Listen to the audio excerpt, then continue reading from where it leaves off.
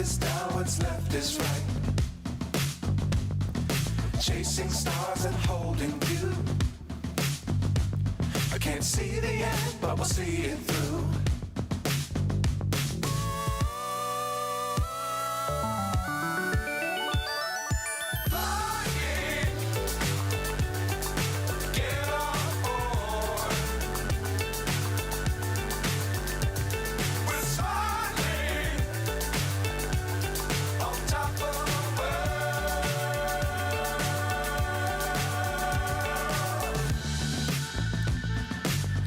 Times don't fly too high. Be sure to keep the ground in sight. Fly forever if you keep it tight. Love the world, but keep the sky on your mind.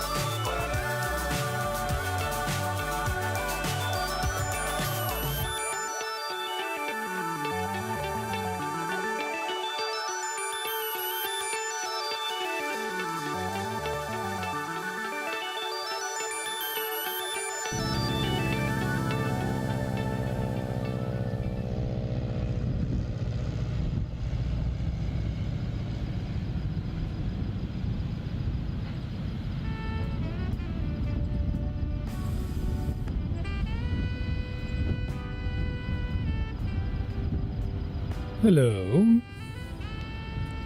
Welcome everybody. Welcome to another live stream here with Vladanub. Today we're going to be taking the Lineage 1000E, the Embraer Lineage 1000E out of Zurich, ladies and gentlemen. This is the X-crafts and we are in X-Plane 12. Hello there, Ian. Welcome to the live stream. Nice to see you.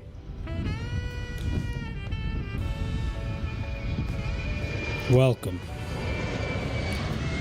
So let's see if this indeed is the best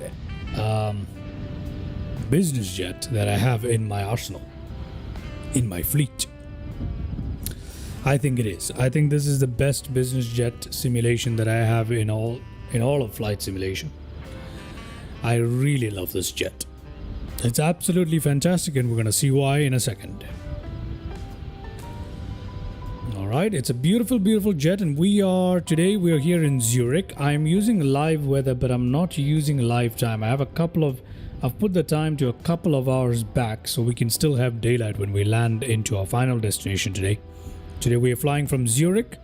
We're flying on to Geneva, one of my favorite places to fly into. And then from Geneva we're going to fly into Lyon in France. Okay, we're going to fly to Lyon in France. And it's going to be my first time flying into Lyon in any simulator, so we're going to look forward to that. I don't think I've flown to Geneva in X-Plane 12. I have in Microsoft Flight Sim. It can't be too different, right? Zurich is a classic for us. So yeah, welcome everybody. Welcome to this beautiful live stream here today. Let's hope it goes well. Yeah, the overlay is working well, which is fantastic news for us. Although it's showing an erroneous reading there on top. Let me check if that's correct. What is the elevation at Zurich? It might be correct.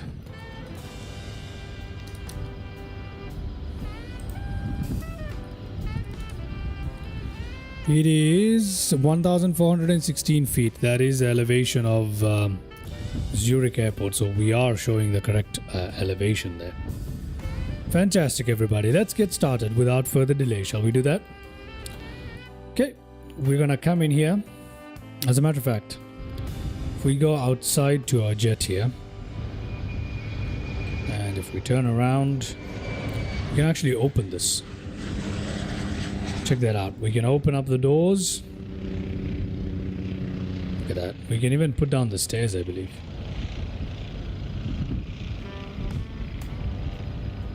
Yeah, we can.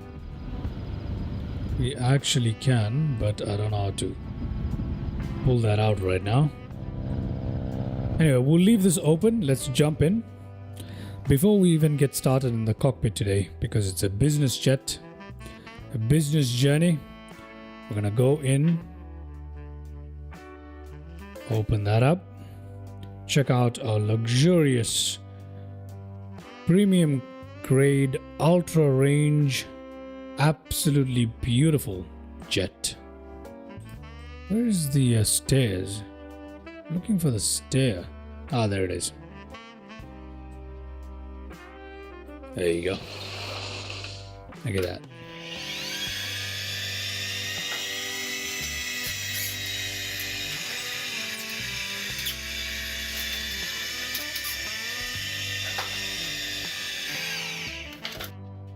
Look at that. Isn't that wonderful? Oh, jump seat. All right, ladies and gentlemen. Let's see what else is interactive. Well, a bunch of stuff is. But nothing here, it seems. Interesting. Got a nice little couch here.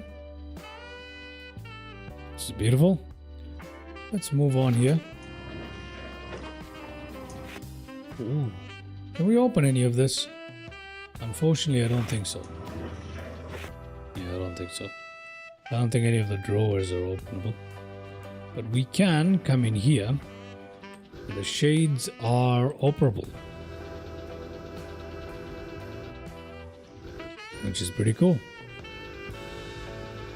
Very nice to see this in X-Plane 12. Tray tables. Water. Fiji water. This is pretty cool, huh? I like it. I like it a lot, everybody.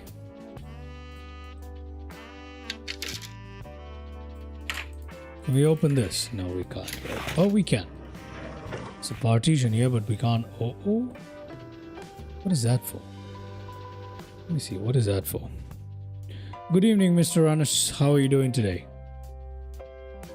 Yeah, what is this for? I don't know. In either case,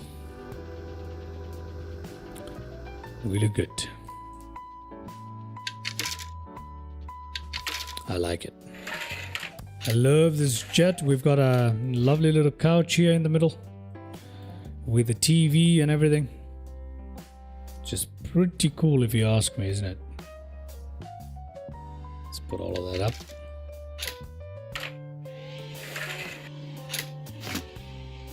Very nice. We've got a full-sized, well, it's a full-sized bed pretty much. Is it a full-sized bed? It's a double. It's a double, I suppose. Got something that appears to be a shower of some kind.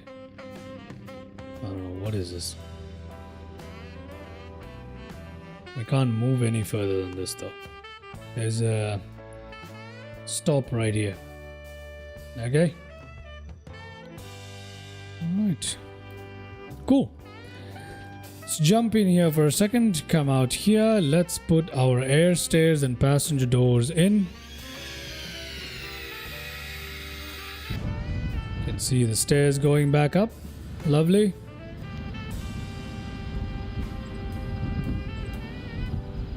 Very cool. Let's close up the door here. And let's get started with today's flight. So first and off, let's get request company load. View the load sheet. We're gonna load the plane. Okay. We've loaded our plane. Takeoff performance. We've got it there. Wind, temperature, QNH. Let's go check out that stuff.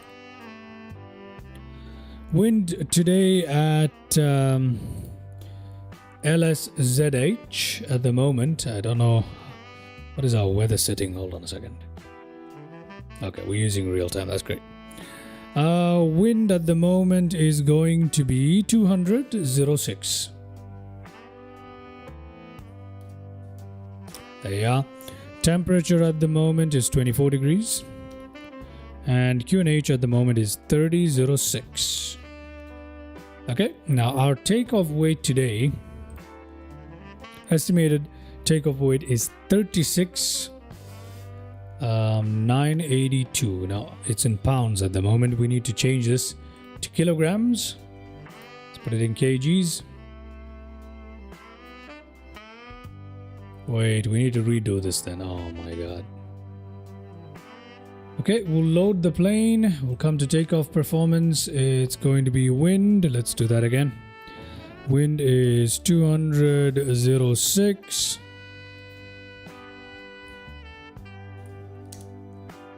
Temperature 24. QNH 3006. Takeoff temperature, takeoff weight today is estimated to be 36,985. So let's do that. 982. What else? Takeoff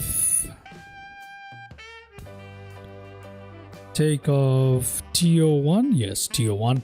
Flaps are going to be 2 apparently, so flaps 2, and we can do that. Runway 10 today, or apparently it's telling us we're going to use runway 28 out of Zurich, so let's use runway 28.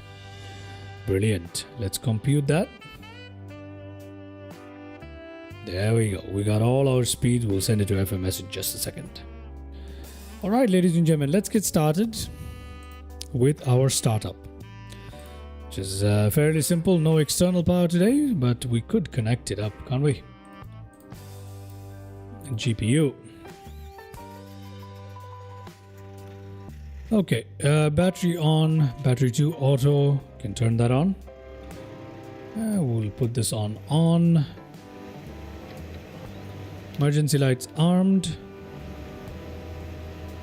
Nav lights on, which is good. Seat belts and stuff. Where are the seat belt lights? Fasten seat belts, no smoking. That's all done. That's pretty much it. That's pretty much it, everybody. Okay. Flight control test in progress. We'll let that happen. Let's come down here to our menu. Mach 2. Return. Nav. Route. We're going to land into LSGG, which is Geneva. Okay. Fortunately, we can't do this. This doesn't work. We're going to activate that. Let's go to... Yeah, we need to do this. No, sorry. Departure. Okay, departure runway today is going to be 28 using the Webby 1 Yankee. Webby 1 Yankee, that's right here. We're going to apply that. We're going to activate that. We've got, then we need to use T50 to rotors. So let's put that in. Rotors right here. After that, we've got Z699er. I'll put that in. We need to put that in here. Sorry, my bad. I'll put that in. Oh. How do I put that in?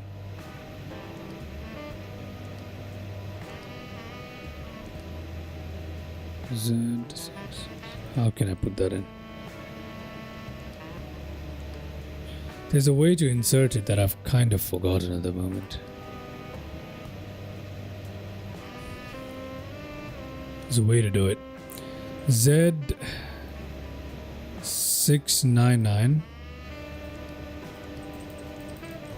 Okay, let's do this. Let's delete this one. Okay. Let's input that again. T50 all the way to, what is it called? What? Rotos. Let's put that in. Rotos. Yeah, this is not supposed to happen. How do I insert more stuff here? I forgot.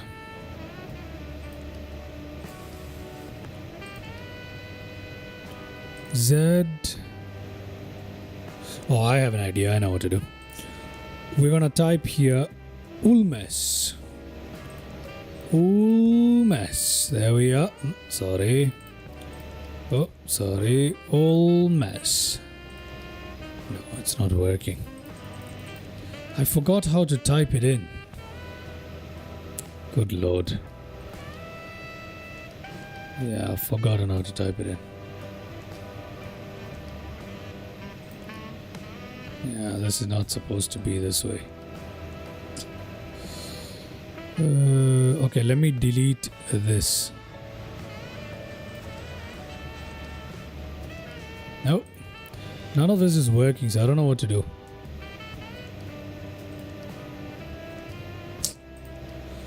What the heck? This is not what it's supposed to be like. Flight plan. Let's talk about rotos. Okay, we're in rotos. What are you talking about? Just clear it. Okay. Yeah, I don't know how to get the airways again. I've forgotten. I have forgotten, ladies and gentlemen.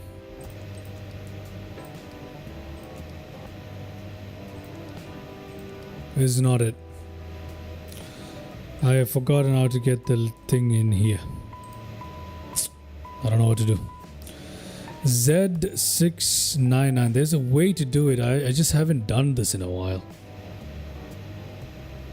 Yeah, I can't figure it out.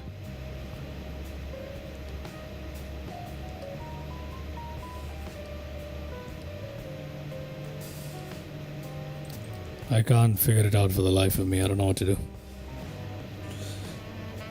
Oh, wait. Have I been putting the wrong... There you go. I've been inputting the wrong airway in there. My bad, guys. Instead of 669, I've been putting 699. I apologize. I apologize. I'm so sorry. There you go. That's working just fine. There's nothing funny about it. I'm just being an idiot. Ulmes, let's put that in, and there you go. There's your flight plan. Looking good. Okay, let's go to our arrival today. We're going to use runway 04 into Geneva, and we're going to do that using the LSZH. Do we want to transition? No, we're not going to do a transition, but we do need an arrival, which is going to be Ulme 1 Papa, and let's apply that. Okay, activate. Brilliant. Ça c'est brilliant, non? Ça c'est brilliant. Let's go to a flight plan. Let's take a look. Flight plan. Got a discontinuity. Why do fly? Oh, vectors. We got vectors. That's okay. Yeah, that's okay. We'll figure it out. After the vectors, though, we have a little bit of a problem. I need to put the destination, don't I? Okay, performance initialization. Cruising altitude for today recommended at 21,000, so that's what we're going to do today. Although, in all honesty, I don't think 21,000 is a good way to go, but we'll do it. Center of gravity, 0 fuel weight. Let's go ahead and pick that up from here. Takeoff performance, 0 fuel weight.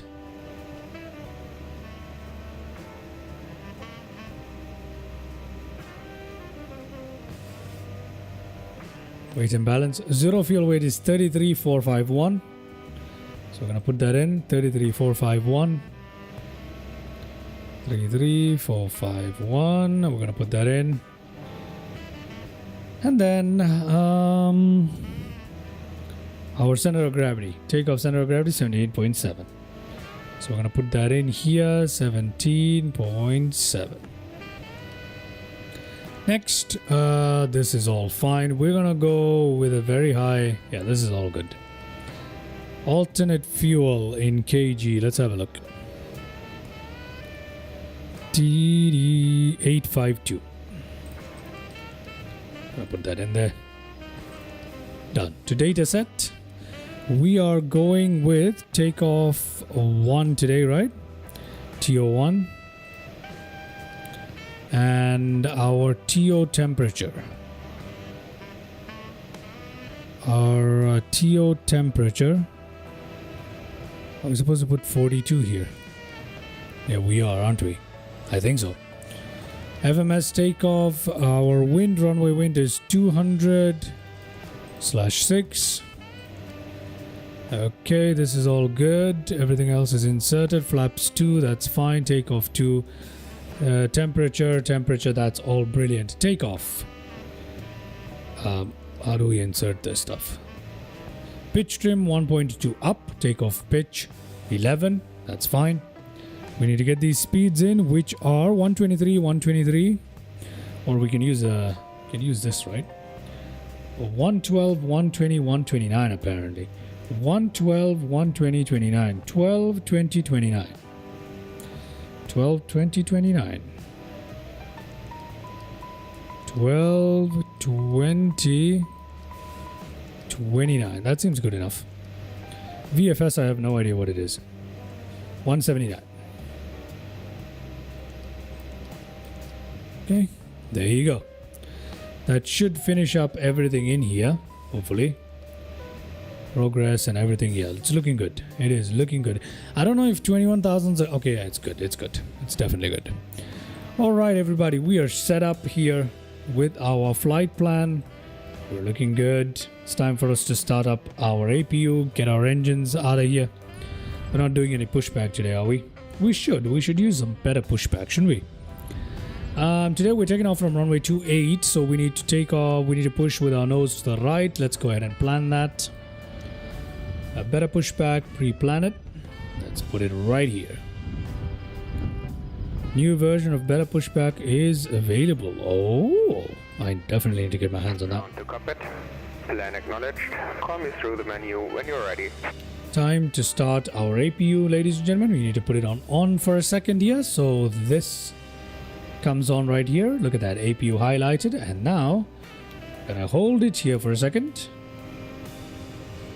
Get everything started up. And APU is coming to life, ladies and gentlemen. There we go. Looking good. Alright. There we go. Our APU is coming to life. If there's any newcomers to the channel, welcome on board. A Flight Noob, welcome to the live stream. Welcome to the channel. Our APU is pulling up. C'est magnifique, no?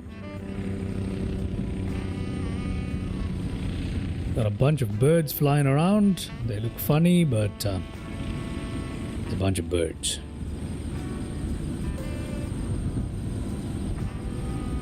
Okay.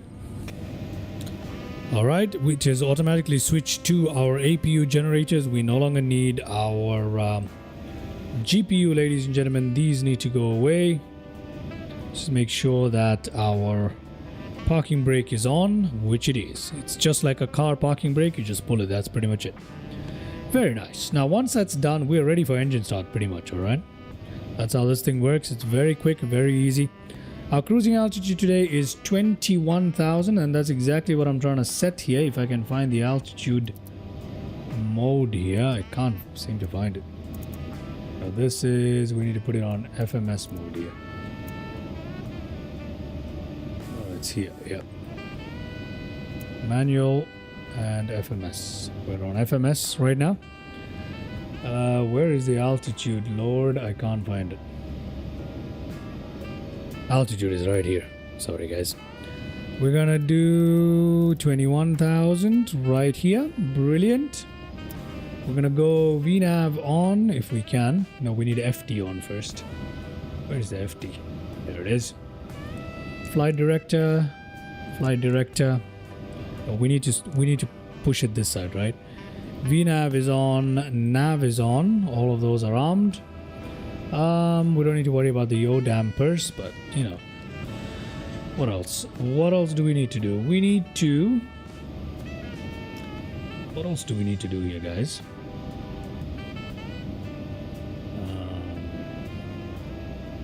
No, we don't need to worry about this, do we? No. Barometric pressure, that's something we need to set. So, barometric pressure today is 30.06. So let's go ahead and set that to 30. No, that we should do it in this. 30.06. And I think the same this side, maybe? Or is it already done? It's already done. Okay, that means we are ready for startup. We can obviously go to our map here if we want to. It's not that difficult, and our range is controlled right here. Here we can increase and decrease our range. So we're gonna go there for now. They are synced, and for now we can also go to system status. Alright, ready for engine start. We're gonna go ahead and begin our pushback now. Start our pushback. On to cockpit. Toes driving up. All the bleed systems are on. Hydraulic, fuel, electric, cockpit, passenger pressurization, air conditioning here. All the bleeds and stuff are on. We don't need to worry about any of this. This aircraft is very, very user-friendly, I must say. Okay, ladies and gentlemen, let's go ahead and get our aircraft pushed back.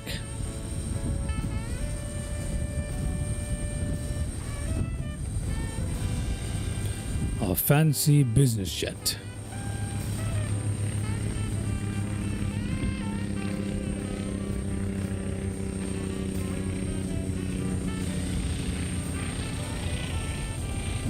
Okay, all doors and hatches are closed. Ready to connect.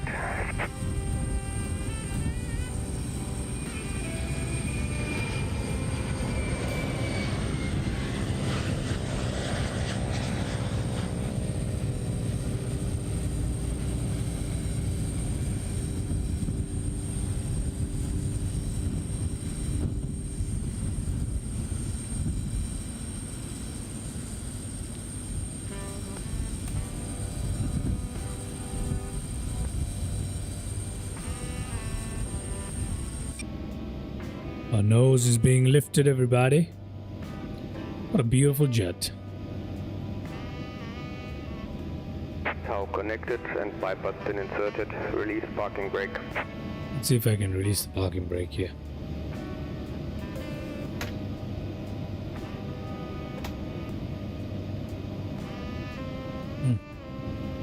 R Squad 76, welcome to the live stream. Starting pushback, and you may start the engines. I may start the engines, so let's go ahead and do that. Let's put that engine on run. Let's put that engine on run a second, and let's get into rising here. There we go. You can close that up. Our engines are coming alive, on the left side at least. There we go.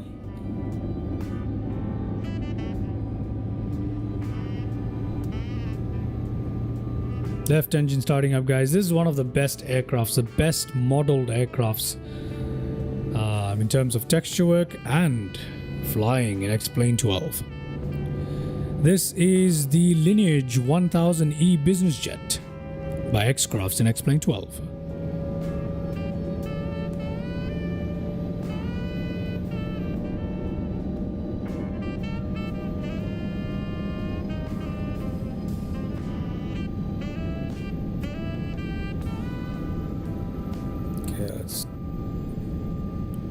Turn that music off for a second.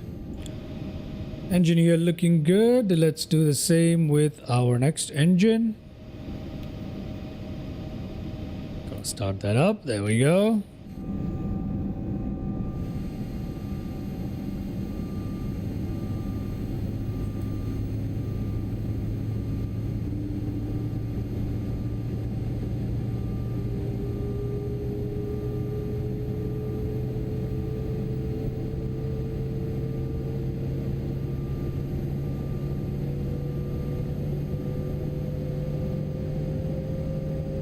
Operation complete. Please set parking brake. Gonna set the parking brake.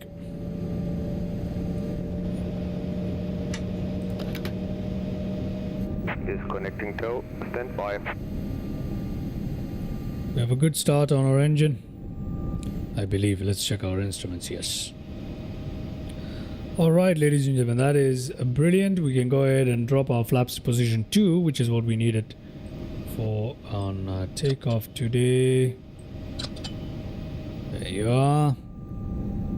Let's watch our flaps drop here, looking good. Disconnect and hand signal.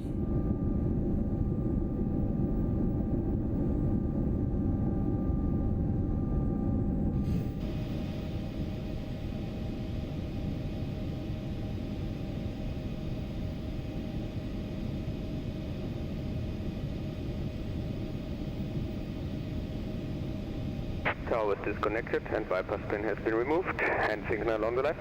I'll see you next time. Have a safe flight. Hand signal on the left. Okay, we'll wait for it. I forgot how to hide our EFP. There's a way to hide it. Ah, like this. And signal on the left. We'll wait for that. Once we get the all clear, we're out of here, ladies and gentlemen. We're out of here. There we go. We've got our hand signal right there. Taxi lights on both sides. And I believe that's about it, right? Do we have an auto brake setting? No, we don't. We don't need to worry about that.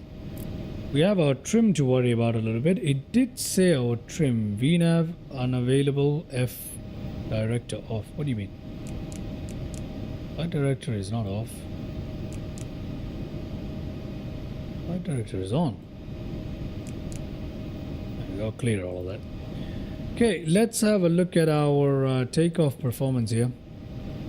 1.2 up is the pitch trim that we are recommended. So let's put it on 1.2. There we go, done. In that aircraft, it sometimes just says that just cleared. Yep, that is true. If you mess around too much with this, it does do that. I've just cleared it. We're good. Flight plan, everything is looking good for us today. Okay, everything is looking good for us. Let's go to our map. I think we're ready to taxi, eh? Bleed APU valve, so we need to turn off our APU here, don't we? Yes, we do. Yes, we do. Where is our APU? APU can come to off, ladies and gentlemen. We no longer need it. APU is shutting down. Brilliant. It's the end of all that stuff. Let's go and taxi to our runway here today. And hope we have a pleasant journey, right? Okay, let's get started. Release parking brake. And let's taxi. There we go. We're already rolling here.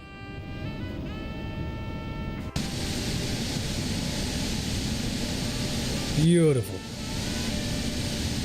Give it a bit of oomph to get us started.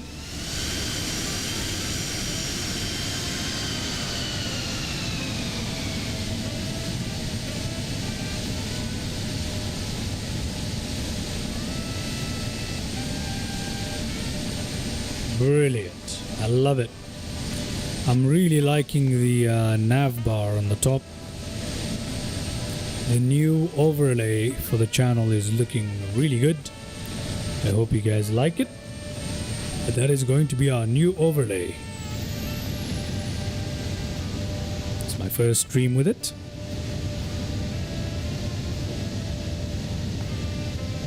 That overlay is designed by me, by the way. It is a custom overlay designed by me entirely from scratch. Hope you guys like it.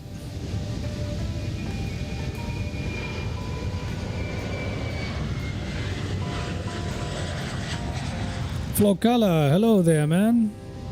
Thank you very much. Thank you. Welcome to the live stream. Hope you're having a good day.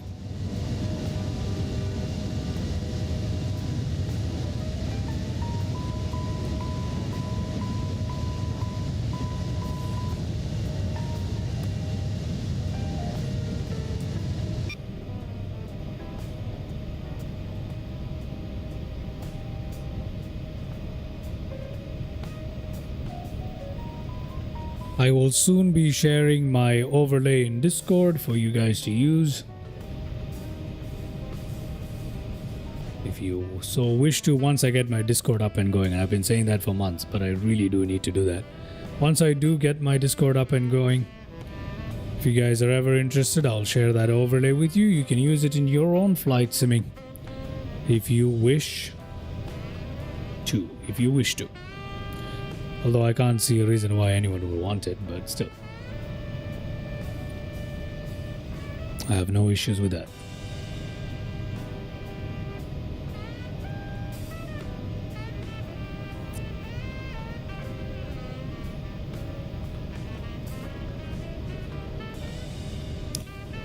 All right.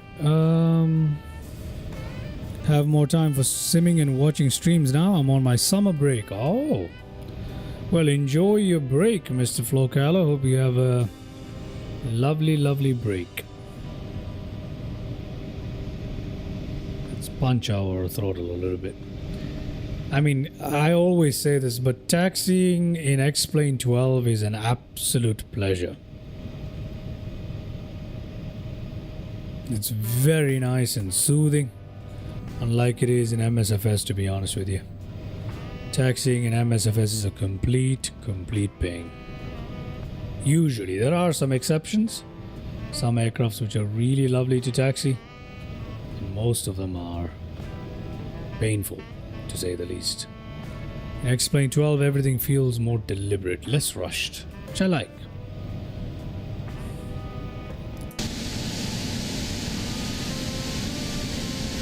You know, I'm at that point where no sim is better than the other at this point for me. When I fly X-Plane 12, I love it. When I fly MSFS, I like it. I love both of them, honestly. And I don't think one can replace the other. It's my opinion. And I know, like, when I'm in the flow of X-Plane 12, you know, you think MSFS is not good, but when you're in the flow of MSFS, you think X-Plane 12 is maybe not that good. But truth is, both these sims they're complementary. You need them for a complete flight sim experience. That's my opinion. I mean, XP12 generic scenery could be nicer to MSFS, but everything else on XP12 is way better at the airports without scenery and the ground textures. Yes. See, I don't have a single payware airport in XP12. I just have some of the special airports that come by default. But they have one or two freeware ones maybe. Then the rest is the airport enhancement pack, which is payware, but I bought that and installed it. And that's it. After that, I just fly to default airports. That's all I do. And it looks fantastic. It does not take away from my flying experience at all. Whereas in MSFS, flying into default airports is... It severely degrades your flying experience. So that's the thing. In X-Plane 12, you don't need payware scenery for your airports.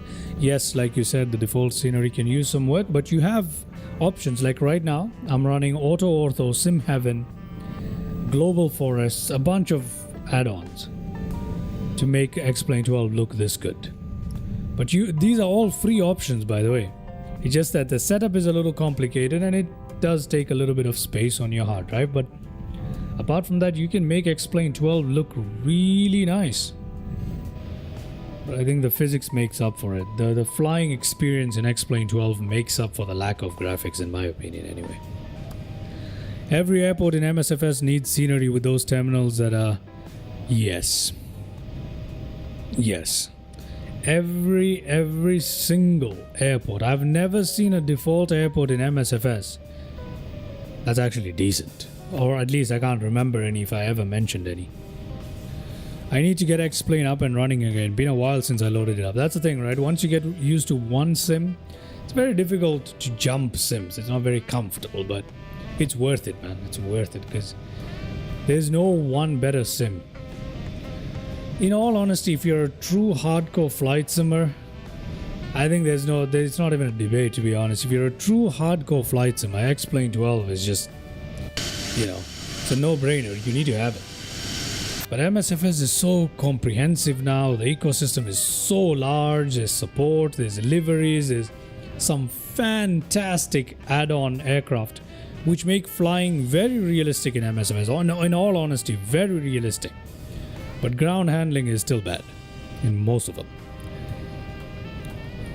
Yep. You guys all fly X-Plane 12 as well. Very happy to hear that. We need more people flying X-Plane 12 as well as MSFS. I'm not trying to get people to abandon MSFS. Absolutely not. I think people should use both for a more comprehensive, to get the best of what flight simming is today. I think you need both.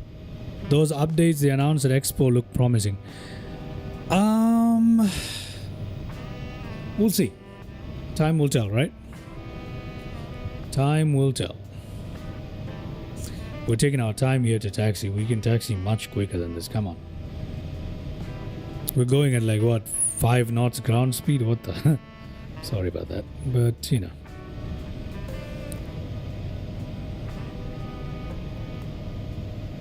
So hard for me to switch back to XP or just to do both at a time. Yeah, it's very difficult. I understand your pain.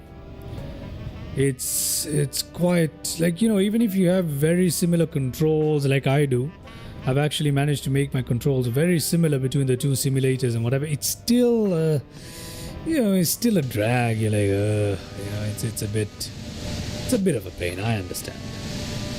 I definitely understand your point there.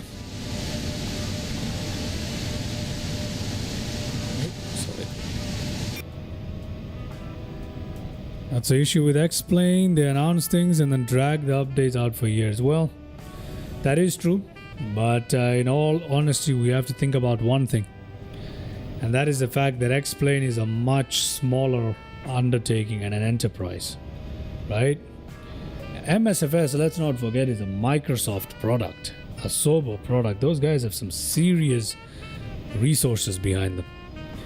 Okay, let's get our logo lights on, beacon lights. Oh, we forgot about our beacon lights before starting the engine. Ugh, I don't like doing that. Strobe lights on, we'll get these on, we'll get our taxi lights off. We don't need them anymore. Okay, and let's come down here to our, you know what, let me just pump the brakes on this for a second before we roll off. Let's come down here to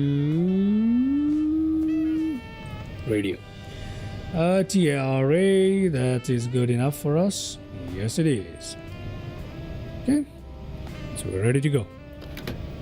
There we go. Let's give it a bit of power and we'll line up and get out of here. All those resources, and they can't create good looking terminals or a jetway. The jetway issue is going to be solved soon, right, with the GSX stuff, but yeah, it's very true. The default jetways and the terminals are just terrible. I would assume that Asobo and Microsoft would have access to the AI engines and the autogen capacity or resource or program to at least look at all the Bing data that they have available, for instance, and generate some similar looking terminal buildings. I'm not saying they should make it exactly detailed and remove the market for payware, for instance. No, that's not what I'm saying. At least have some decent looking buildings like they do in an X-Plane 12. You know, some decent looking default buildings that look somewhat like the actual airport. Somewhat flyable experience, something, right? Anyway, switch to flight mode here. Let's go ahead and are we on takeoff? No, we're not. For some reason, we're not on takeoff mode.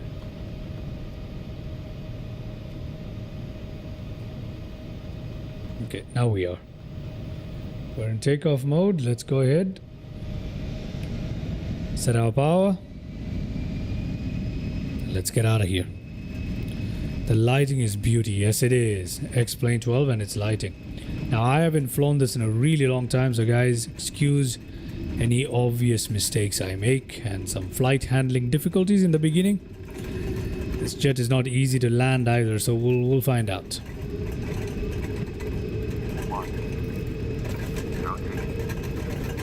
Rotate. There we go, ladies and gentlemen. We're up off the ground. Let's put our gear up.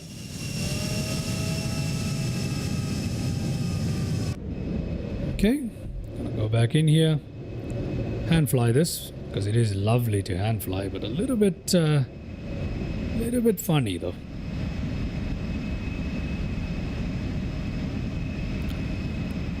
All good. All smaller jets are sensitive. Yes, it is. But they're so fun to fly, and they're very simple. Very simple. This thing is such a detailed simulation, though, but it's actually really simple. Okay. I hate it when it turns into that little thing. I like my normal FD. Okay. Got an altitude restriction or something of the sort. Alright.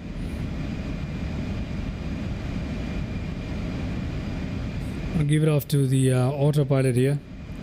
If I can get it on. There you go.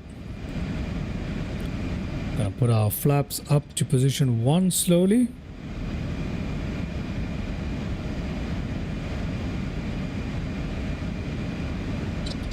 Flaps fully up. Everything looking good.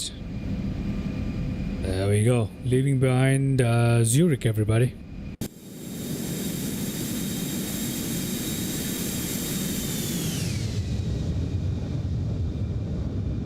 That is a beautiful jet, huh? Look at this thing, man. That is style. The only thing that can come close, in my opinion, that I've seen so far, the only thing that can come close is a Gulfstream. But I'm looking forward to the A220 in MSFS. Ah, yes.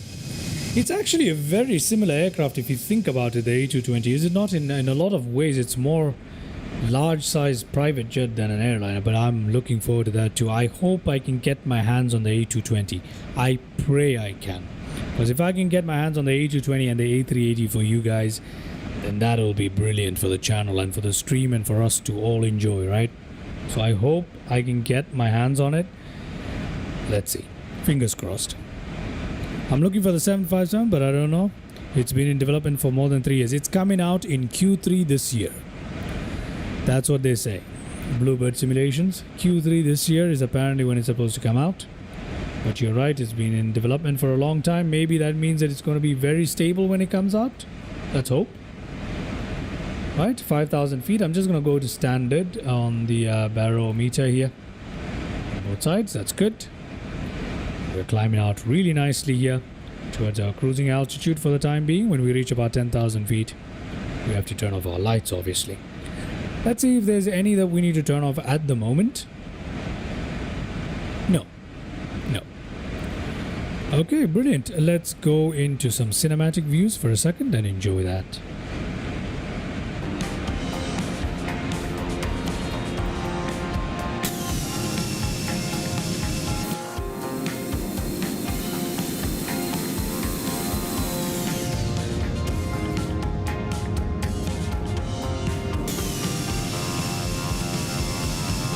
Over the beginning of Q3, maybe like July. We have a lot of big releases back to back.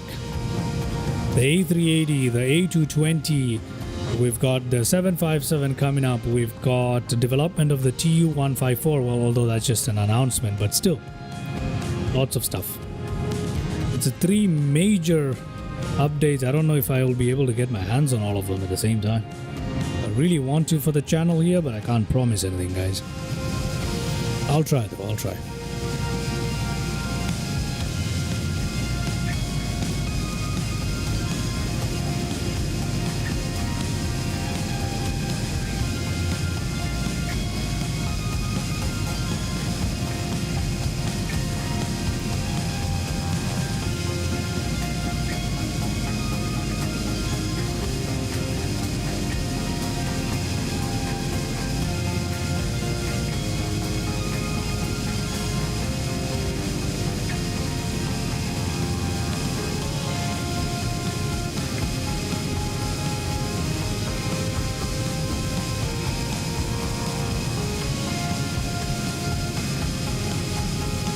Give it a bit of faster floating around, yeah, so you guys can enjoy that view. Oh, we're coming up on 10,000 feet already. So we gotta make some adjustments. Well, no worries, we'll come back into the cinematic in just a second, guys. Give me a second here. Let's turn these off. Passenger sides can come off. Oh, we should have turned on sterile cockpit. It's okay, whatever. I don't know what sterile is. That okay, whatever. It's alright, we'll leave the logo lights off. These can go off, these can remain on. Everything else here is looking good. We don't need to worry about anything else here, literally. And our topper descent is a long way from here, isn't it? I don't even know where it is. I have to take a look. Hold on. Let me just take a look at where the topper descent is. Descent is right here. Okay, so 210, it's after Eseva that we need to descend. Perfect. Let's head back here and enjoy the view. Very nice condensation there.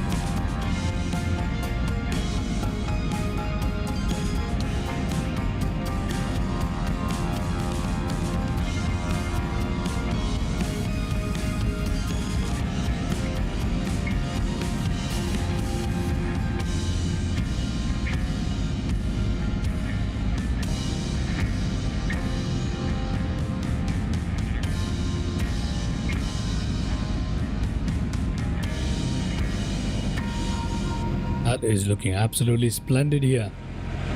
And X-Plane 12.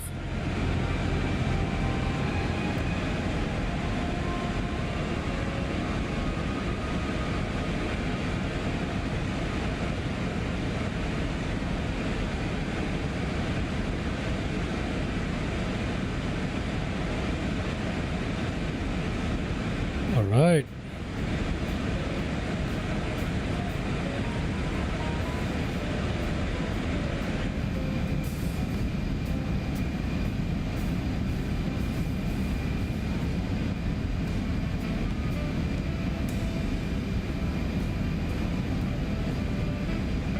We'll go take a look at some of the news that we can expect from FS Monitor today. I think the site is working again, so we can go ahead and take a look at it, can't we? And check it out.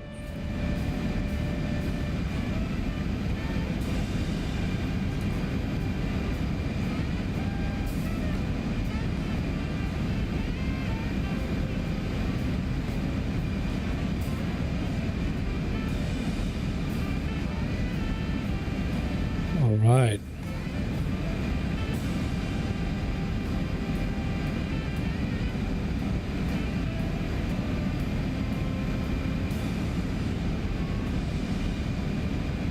Clouds are looking good. Yes, they are.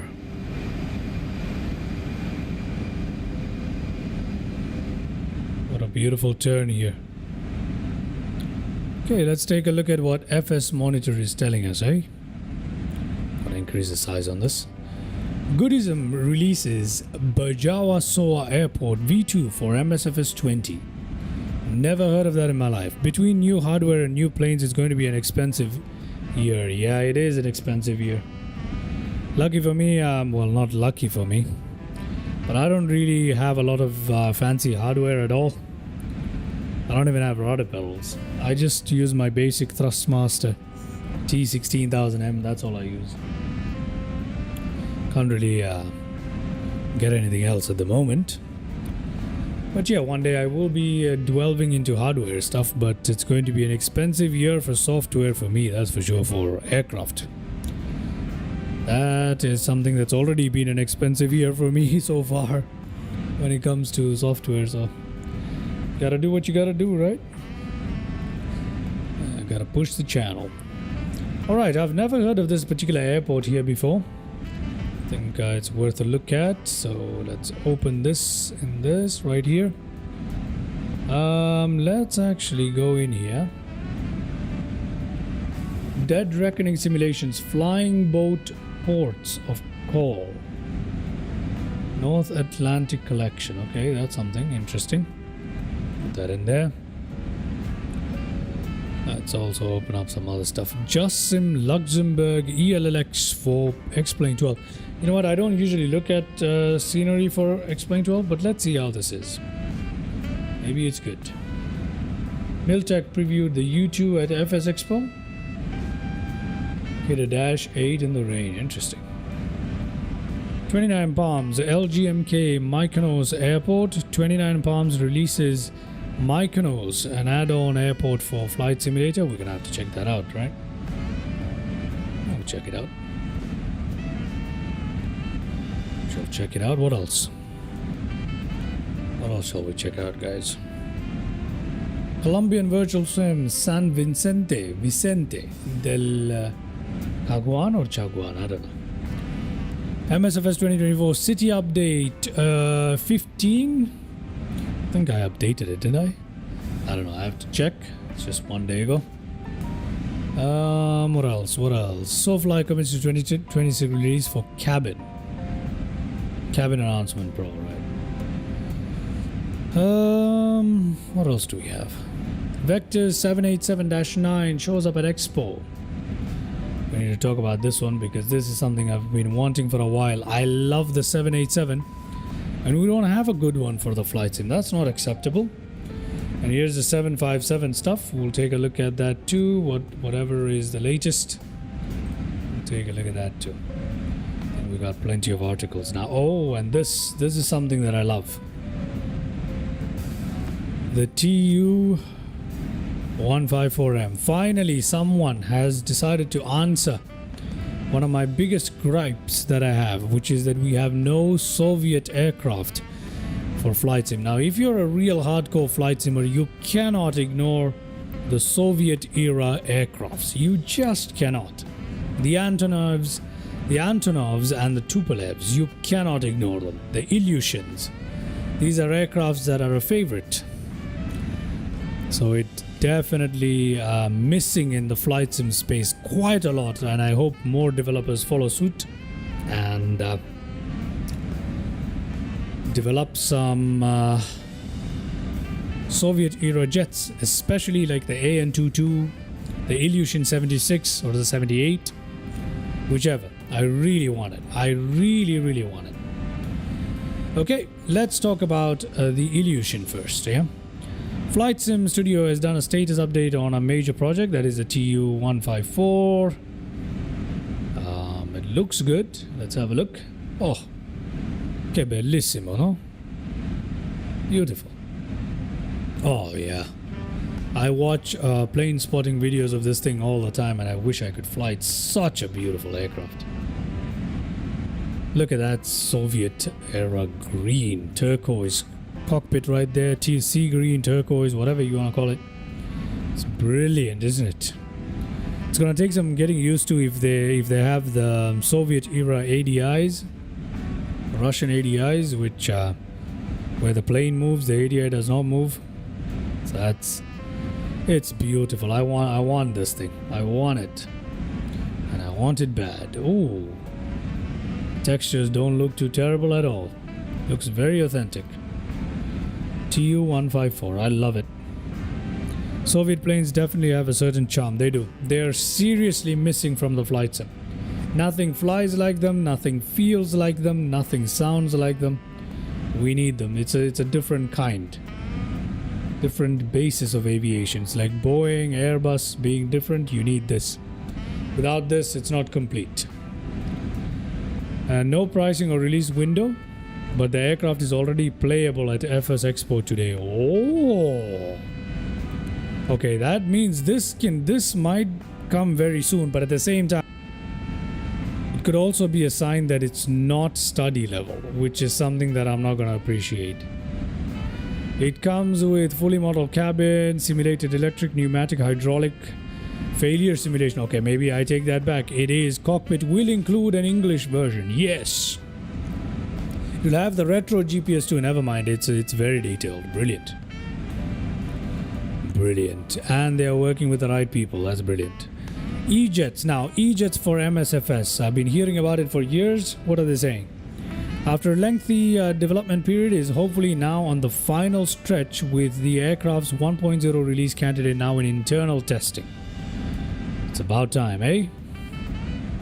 It's about time. The aircraft will release for both versions. Okay. Right. Interesting. I'm looking forward to the E-Jets in MSFS. I would love that. 727 V2, I want that too. New features. Oh, advanced variant. The update will come with a discount available for current owners. Oh, come on. Don't make me pay for native 2024 support. That's not nice. I don't want to pay for native 2022 support. I hate doing that. That is disappointing, but yeah. At least they're releasing it. Bluebird. Bluebird has shared a new set of previews for its highly anticipated 757. We took a look at these earlier. It's pretty much the same stuff. It's been, maintaining a target of Q3 2026. Let's see how it goes, eh?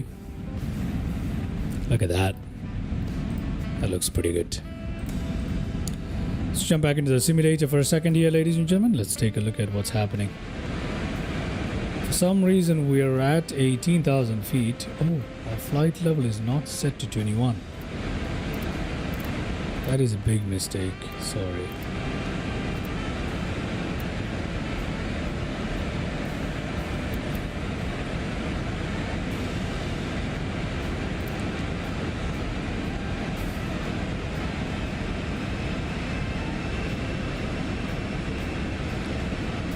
Where is our topper climb? Our topper descent is already here, apparently. Have we missed it? Oh, no.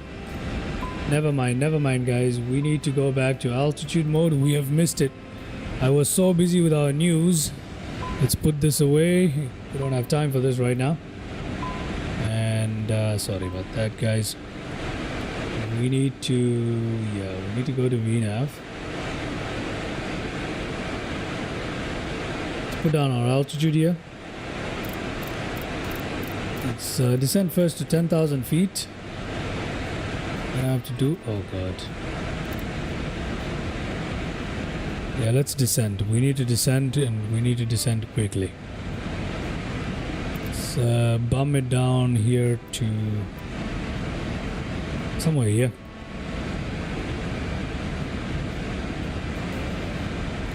Hey, I'm back. What happened? I missed topper descent is what happened. But we should be fine. We'll be able to capture this and we should be just fine. Unable cruise altitude? That's okay, man. We don't care. Alright. Discontinuity right here. But apart from that, we're supposed to go down towards 6,000. From there, nothing. 3,200. So let's go down to 3,000 feet and we should be just fine. If we manage to take our thing till 3,000 feet, we'll be just fine. Forgot the first rule.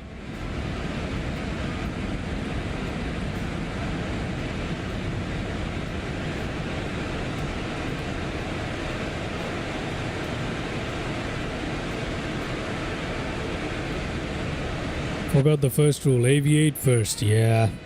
Got carried away with all that news. We'll take a look at the rest of the news as we are flying from Geneva over to Lyon. So we'll do that.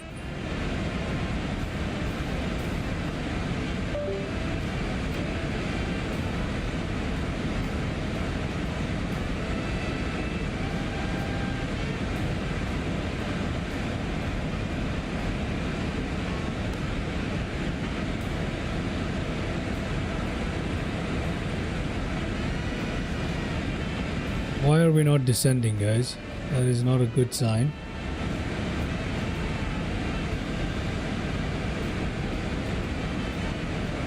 Yeah, what is going on right now? There we go. Now we're going to descend. Okay, so we need to play some catch up here, but that'll be okay.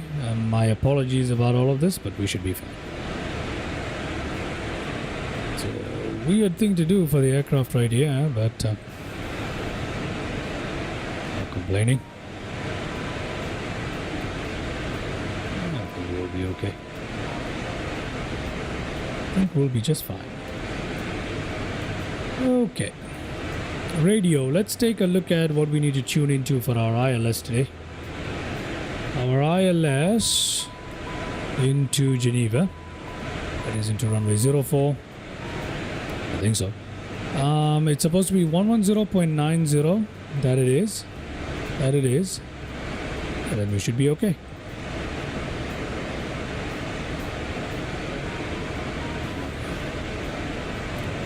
What is the message that it wants me to check so bad?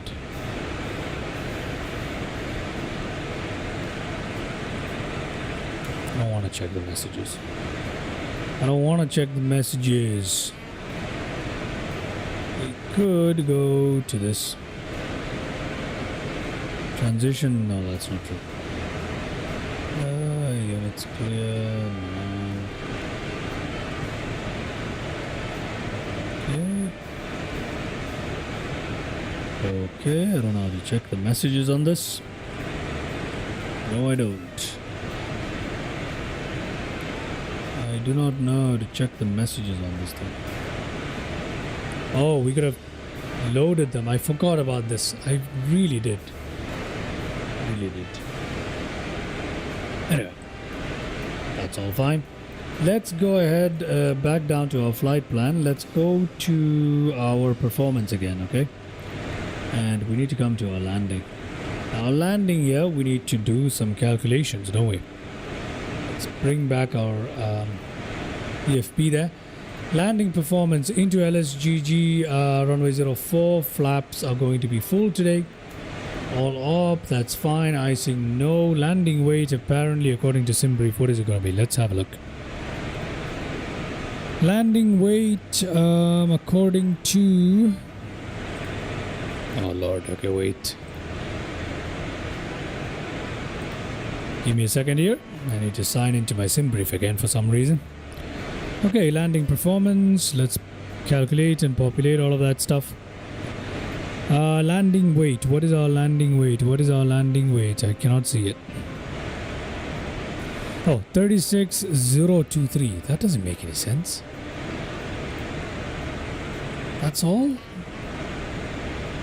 36023. Really? That's a landing weight? Okay, if you say so. Doesn't sound right to me, but okay. Wind 080 at 1 knot today, that's fine. Temperature is 24.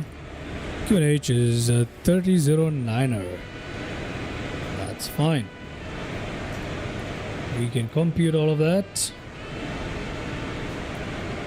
And we've got all of the stuff. Let's send it to the FMS. Let's head back down to the FMS. We should be able to pick it up. We should be able to pick it up. Let's try. Load landing speeds. Let's go back to performance here. Landing. Everything is here. Approach speed fixed. That's all fine. Yep, we're looking good. String length fail. I don't know what that means. But we're catching up here. Yep, we'll be just fine. Although the auto throttle at the moment isn't doing a fantastic job, but is the auto throttle even on? It is. It actually is, but where do I get it from? There we go. Now we should be fine.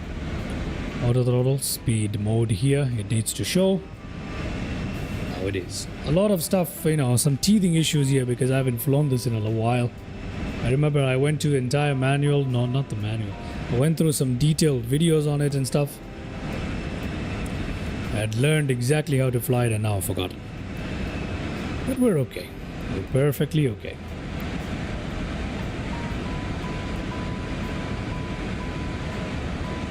How do I get rid of the message thing? How do I get rid of the message thing? TRS, thrust rating. No, that's not something. to worry about at the moment. Nav, menu, performance. There's nothing here.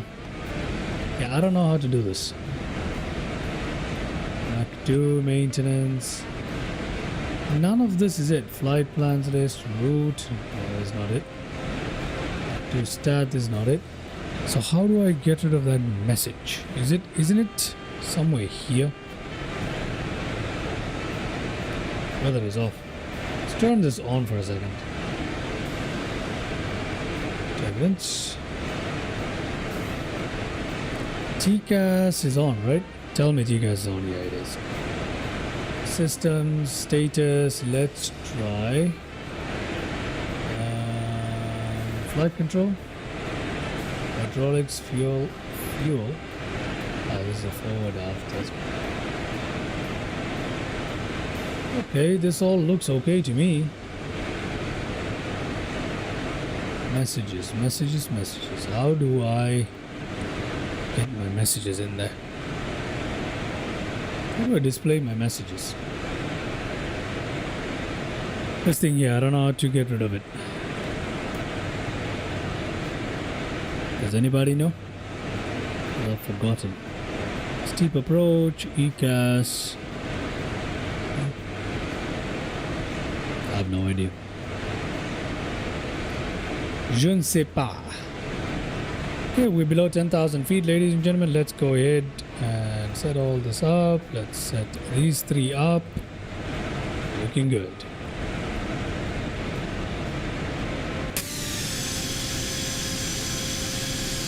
Get rid of the flashing message sign on the PFD.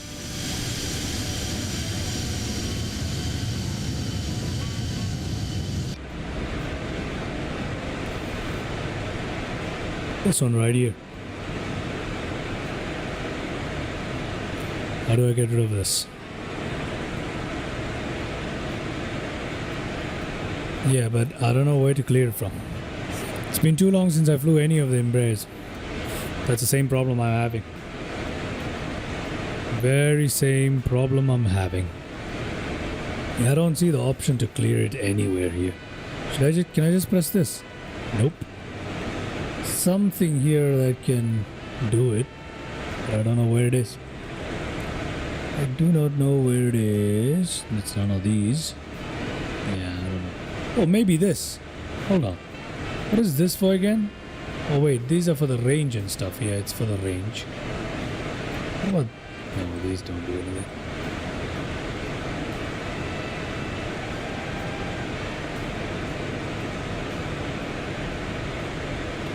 Yeah, I don't know.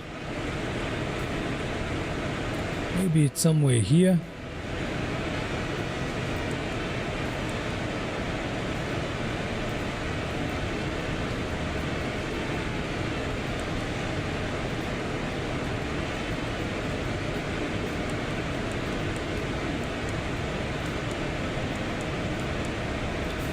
That's good enough.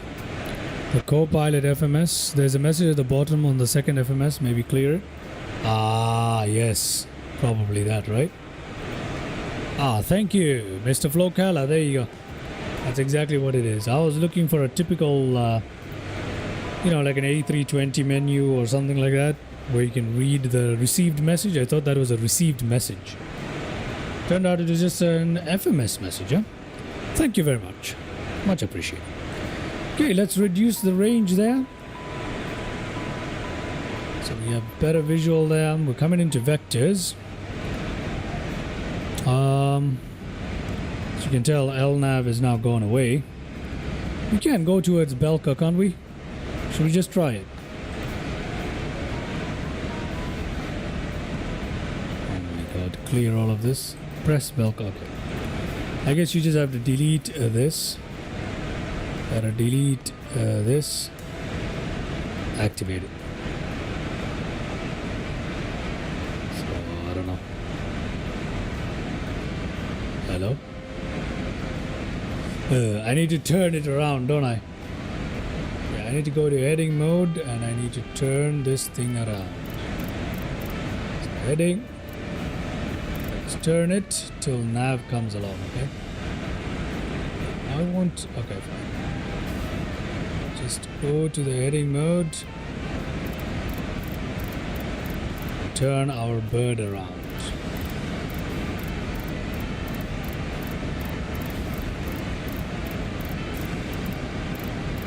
Once we turn it in, we should be able to capture the ILS very, very soon here.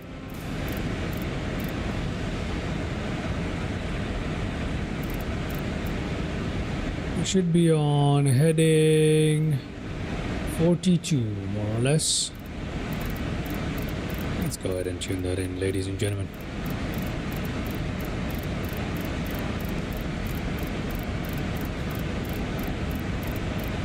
Ooh, we are passing very close to some mountains here. I don't like that. I do not like that. Why isn't it holding the altitude requested? Yeah, we need to keep going here. We need to keep going here, everybody, to about 42. Let's do that.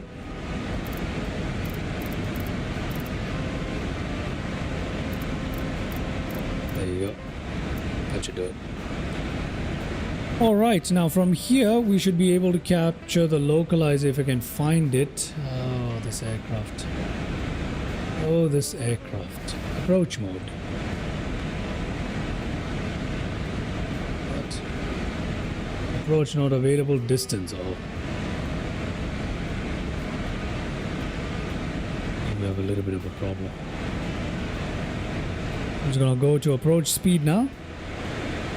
We have a little bit of a problem. There it is. Let's increase the range. Ah, brilliant. We're flying on to this guy right here, right? At 3,300. Yeah, can you please descend? Mr. VNAV, hello. Why is this thing acting so weird? Oh, sorry.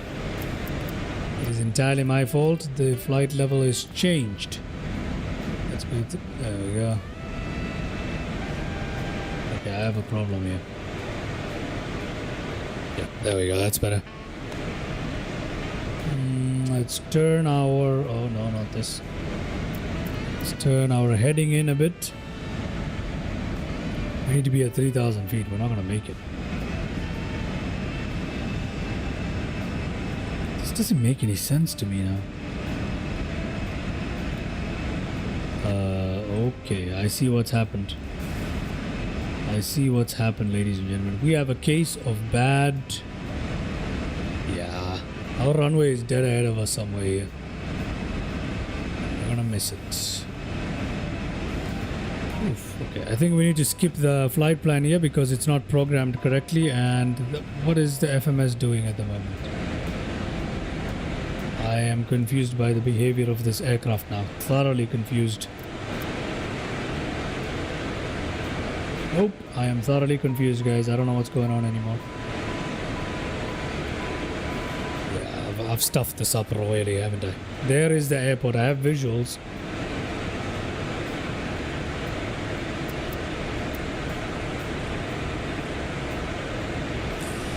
I have a problem. You know what? I'm going to put out my speed brake here. Yeah, I have stuffed this up. I have stuffed it up. Now VNAV is working. Oh my god. I'm confused by this aircraft, guys. This is why I need to fly this thing once in a while, don't I? Let's turn this thing back in towards our runway heading. Again, this thing doesn't make it very easy for me to turn this, does it? Oh lord. Look at what it's doing. This is one of the issues with switching simulators that we can see happening right now.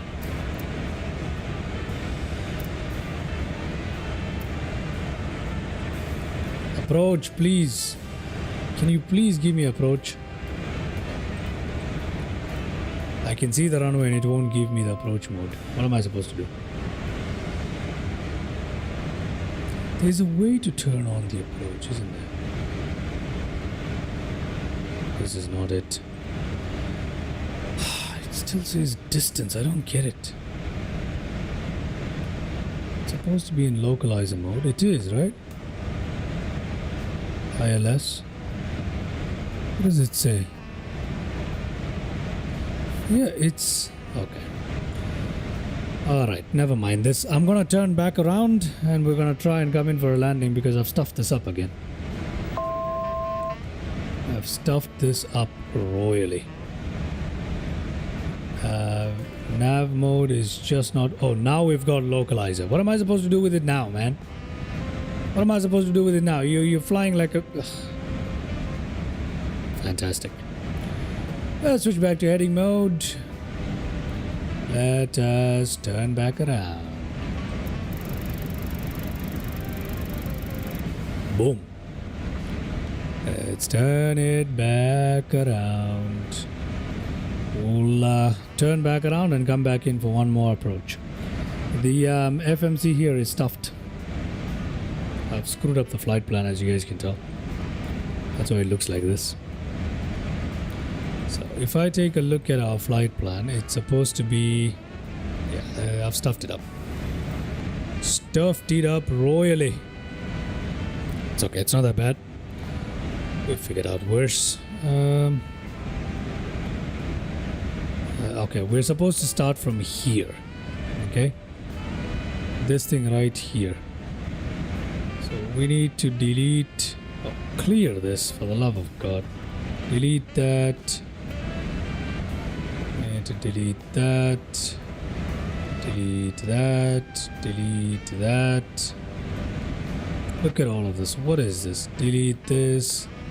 Delete this. We need to delete that. We need to delete that. Delete that.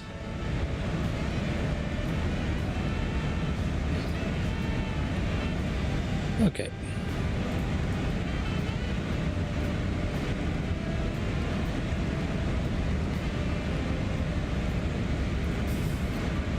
That's a lot of deleting, huh? There we go. Alright, no problem. We're just going to turn back around and try not to crash into these mountains here. And recapture our localizer and glide slope now that we're at the correct altitude. So we'll do that. Shouldn't be an issue. Forgotten the quirks of this aircraft, but that's okay. Okay, I need to put that down. You guys did not see that, alright? Nobody saw that. It's time to turn it, isn't it?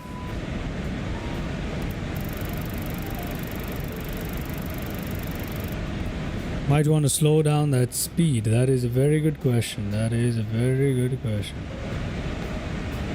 Not a question, sorry.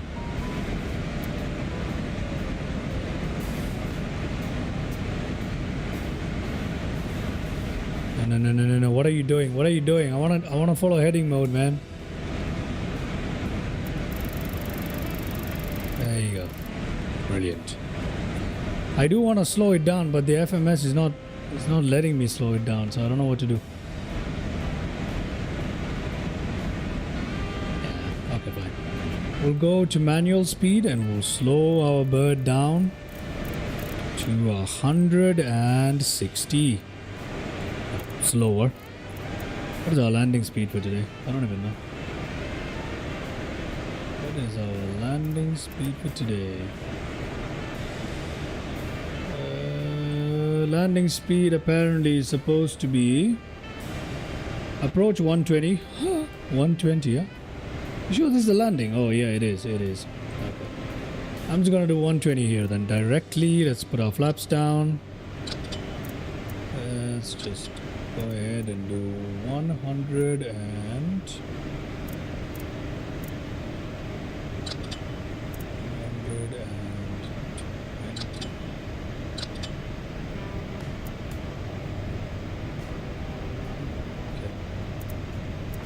Yeah, that looks much better. Approach mode.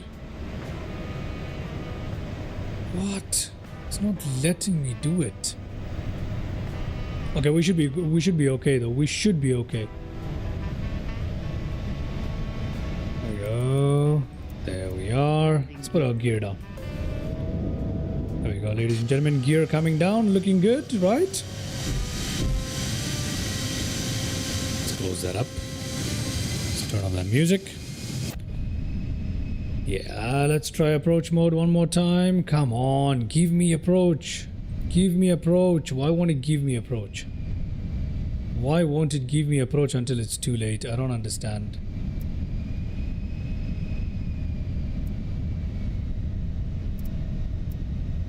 Give me approach. It's not giving me approach.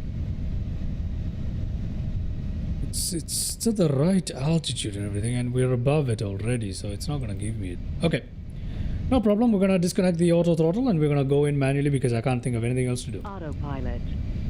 Autopilot off. Let's go it. Auto throttle is still functional. Yes, it is. Might as well take control and manually fly in. That's what we're doing. We've come in above the glide slope, so I'm not gonna contend with the aircraft anymore. As you can tell, the glide slope is right here and we're kind of above it, so we're just gonna go in. We'll be fine. Do we have all our lights on? I think so. I think we're good. Ah, there we go. There's the glide slope.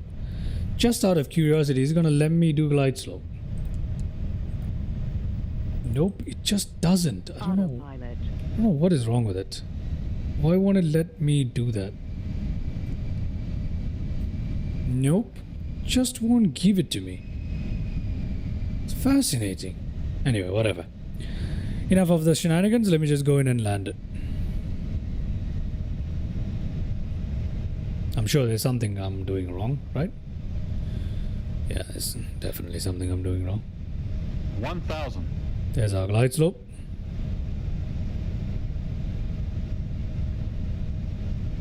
This aircraft is not easy to land. We have control and everything is looking pretty stable though, despite the shenanigans. Okay, coming into Geneva.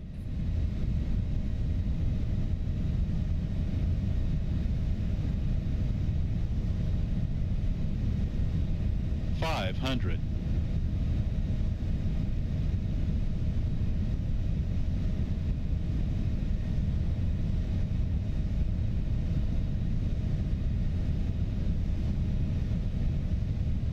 Approaching minimums.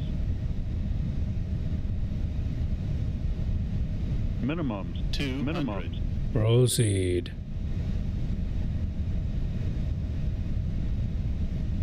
Coming lower on purpose here. 100. Okay. 50. 40. Throttle. 30. Throttle. 20. 10.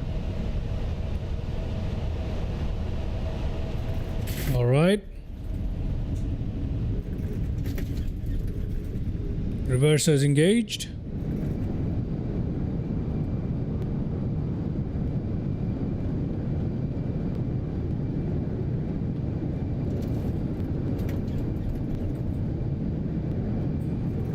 I'll keep my reversers engaged. I didn't even use auto brake. I'm not even using any braking, as a matter of fact. Okay, welcome everybody to Geneva there. Butter indeed. That was definitely a butter, no doubt about it. That is the best landing I've ever had with an E-jet. And that happened with the Lineage 1000E. Wasn't expecting that, but that's great. Just gonna hold short here for a second. Just gonna pump that brake a little bit. We're gonna put our flaps up slowly, guys. We're gonna go up here. And we're going to turn these off. We're going to turn those on. We're going to turn that off. We're going to turn this off for me. And also, we need to come down here, go to radio, stand by. Okay? Welcome, everybody, to Geneva. Welcome to Geneva. Oh, what a beautiful aircraft. I do need to figure out, I need to refresh the systems on exactly how this aircraft behaves. I'm pretty sure we came in too hot, too high for the glide slope. That's what usually happens. You come in too hot, too high, it'll just refuse. It's just what it is. Okay, so we need to find ourselves. We need to find ourselves a parking. So that is gonna be difficult here. Let's see if we can.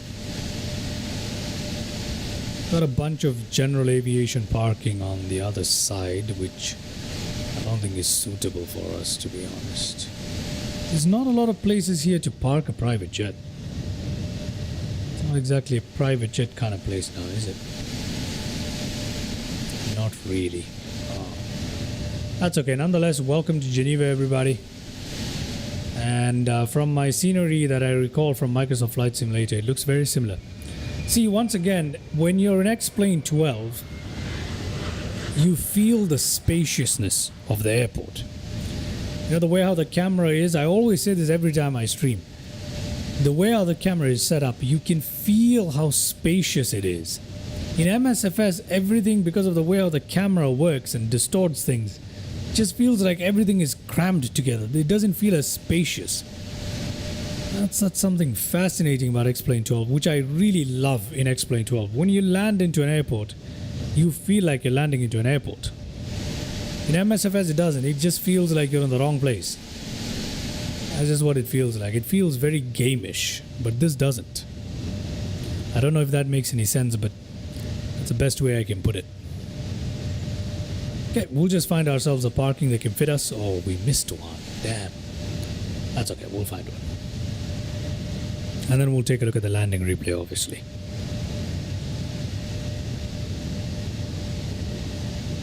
Okay, we'll find one.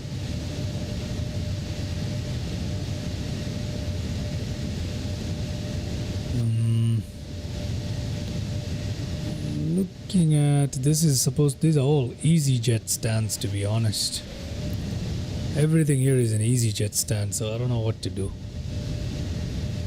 I'm not really supposed to be parking anyway here.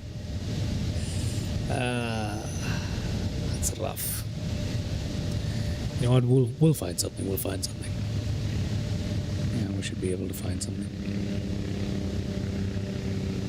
These are the regular gates. We can't come around here.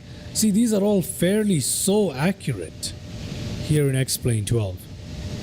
It's fairly accurate, because I know from my good scenery that I have installed in MSFS that this is exactly what it looks like. This is exactly what Geneva is supposed to look like. It looks quite good. Now, I'm not sure if Geneva is handcrafted by any chance in X-Plane 12 or not, but my point is, it looks great. Yeah, I don't think we're gonna find any parking anywhere here, but we do have a trick up our sleeve, and that is to let's go. You know what? We'll just park somewhere here. We'll park somewhere here. We'll take this parking.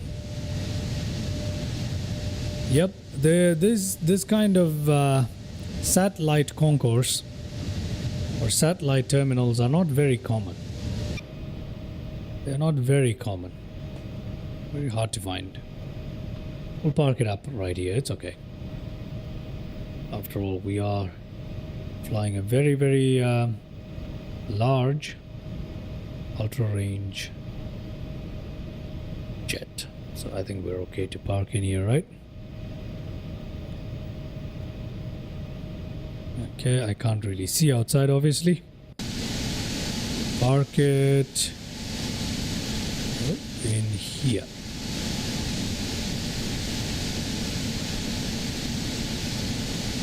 There we go. And then we will park it right here. There we are. That's good enough for us here today. We'll hold the brakes as we put the parking brakes on. There we go.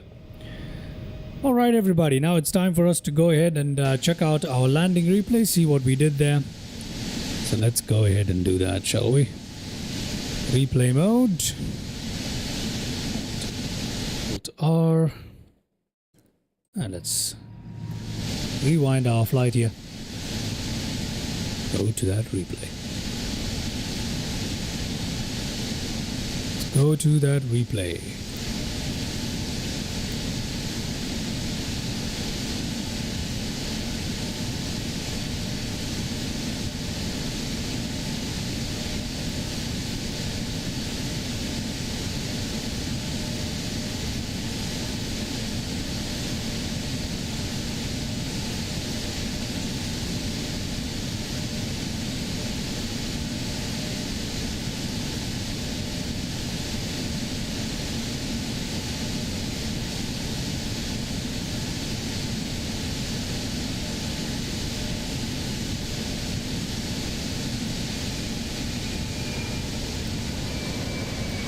A little slow here. Maybe we can utilize this slider. Okay, that's too much. We'll play it from right about here. Okay, let's take a look at our first landing replay. We'll obviously have a few more after this. Let's see what we did.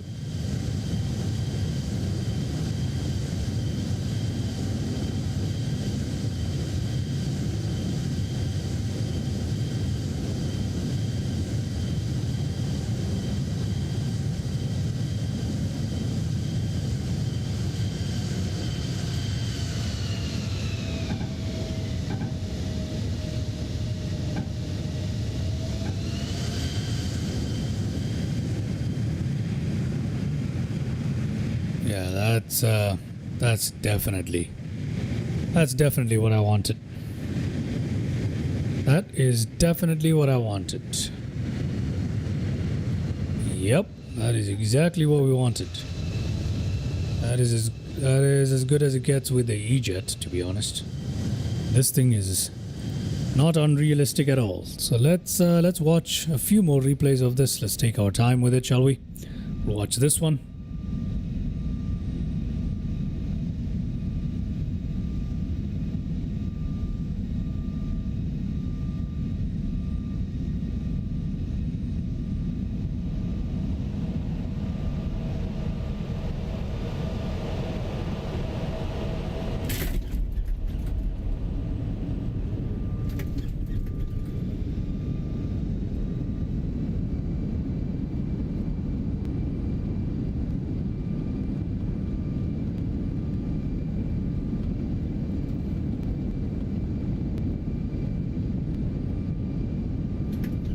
Yeah, that was fun.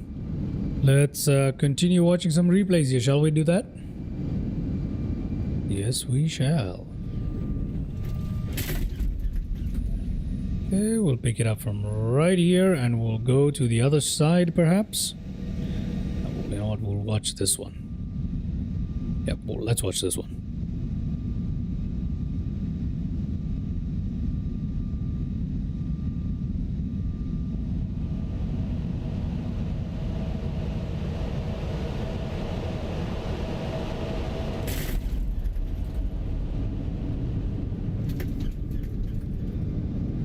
I love the sounds. Honestly, yeah, this is definitely the best business jet in-flight simulation that I am aware of. It's better than anything in MSFS by a mile. Doesn't even come close. It's so good. Even the texturing work, given that it's X-Plane 12.2. I mean, even by MSFS standard, is amazing, so... I think X-crafts should make an E-Jet for MSFS. I would be the first one to get that. Good lord, that's good.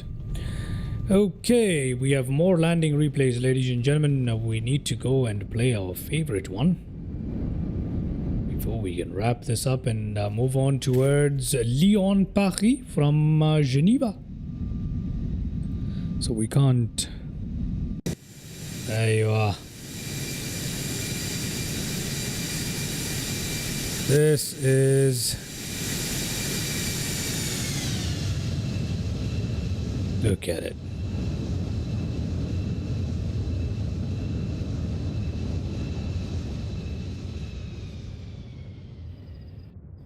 Yep. That was a good one. Let's go ahead and play that back.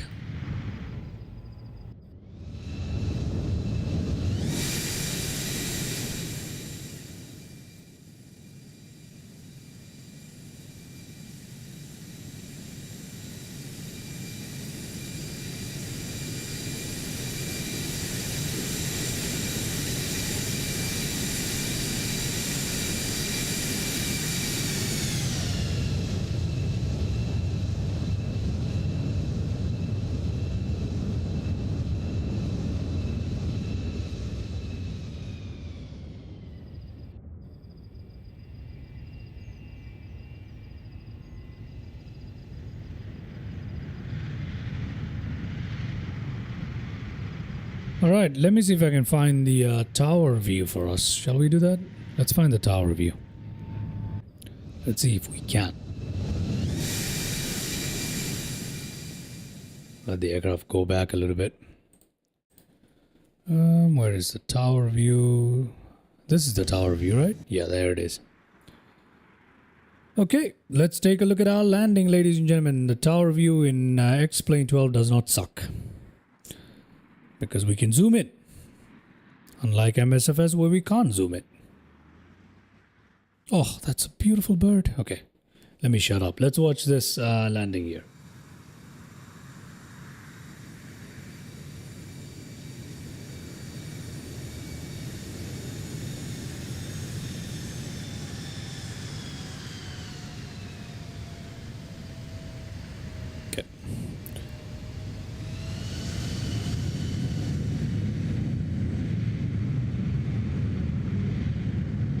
We have to have a replay of that, don't we?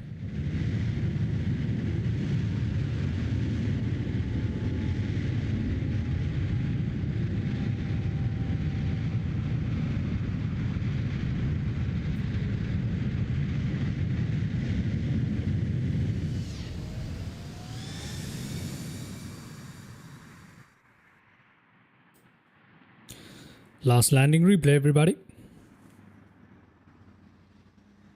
Embraer Lineage 1000E into Geneva.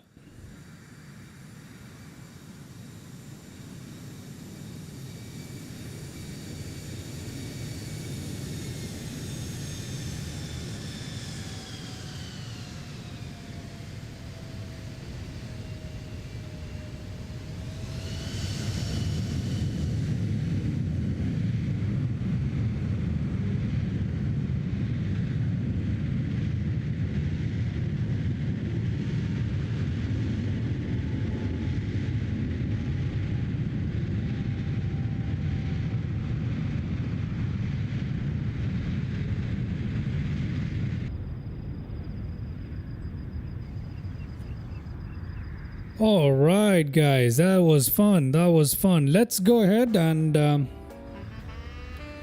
minus 99 landing rate, apparently. I don't know how accurate that is, but that's what it's telling us. And if it's true, that's a good landing right there. Okay, let's go ahead and set up our metrics here for the next flight, which is from LSGG to LFLL. Okay, that's where we're going to fly next, ladies and gentlemen. So we're going to set that up in our nav bar.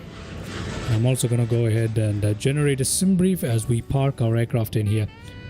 Let me go ahead and generate a new plan for us to follow.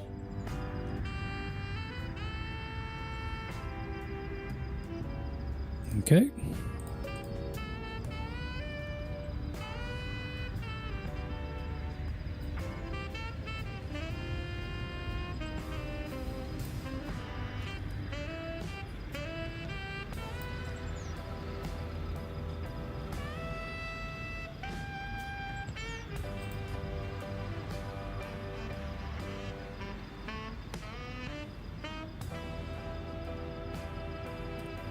All right, sim brief plan is ready.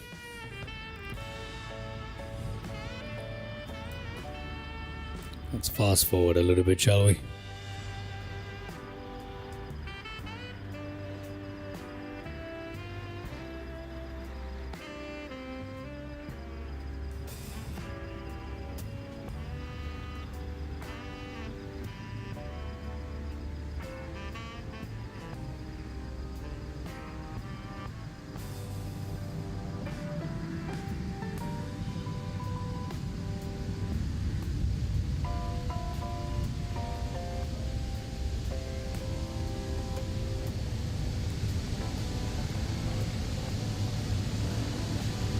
Let's just check out how we parked it in, and we'll pick it up from there.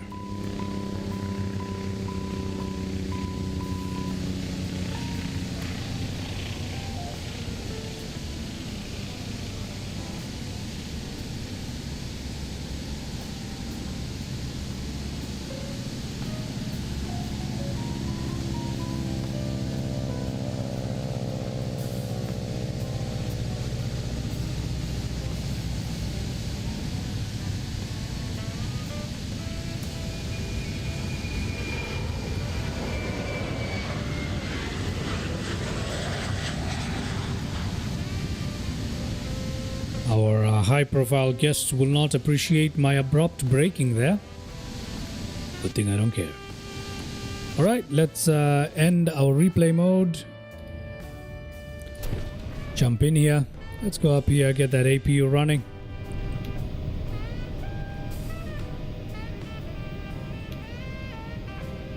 Put that APU running right here. And let's also attach our ground services, ground power. We can go up here. Turn that on. Shut down our engines, ladies and gentlemen. So let's go ahead and do that.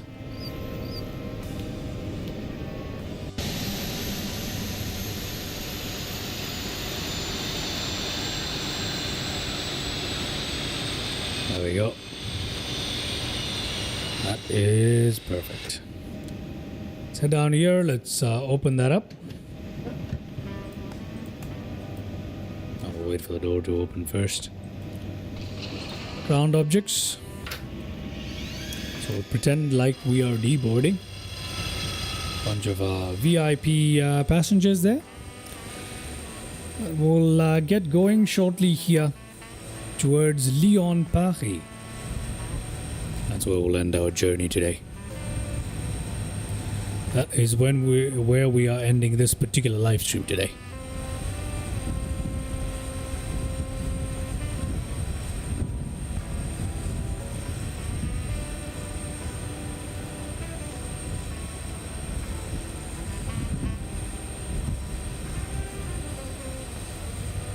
Okay.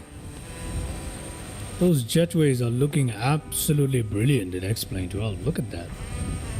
That's such high fidelity stuff, man. That looks great. That looks great. Alright, ladies and gentlemen, let's head back into our particular stuff here. Let's go to the menu. Let's go to do maintenance. Let's reset everything. Please confirm reset FMS. There you go. We have reset our FMS. Okay. Reset our FMS. Head up here. Let's turn these off. Turn that off. Nav light can remain on. Everything else is off. These can remain off for now. APU is still on, isn't it?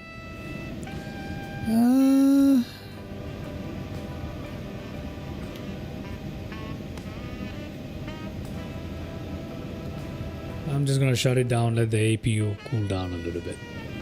Switch to ground power. We'll assume that all our passengers have gotten the heck out of here. So let's go to our request company load sheet, view the load sheet. We've got a new one here. Adult, child, 4 adults, a couple of children. Interesting. Let's load our new plane here with everything we need. This aircraft is also incredibly efficient. I like it. Why is this not in use? There we go. The APU, for some reason, the generator is still running. Because the APU takes some time to cool down, doesn't it? Yeah, it does. The APU takes some time to cool down. You have to put it on first for a few seconds and then bring it down to off. The APU does, yeah, there we go. The APU is cooling down. The temperature is decreasing here. So interesting behavior there. Anyway.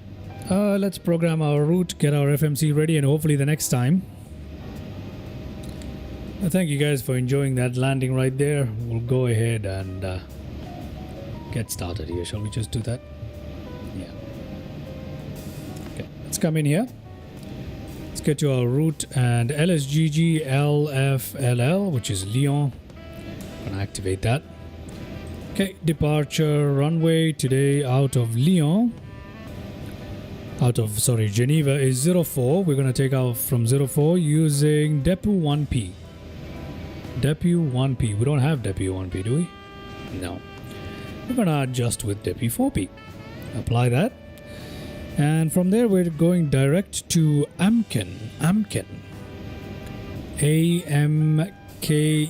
It's a very short flight onto Lyon. It's not long at all.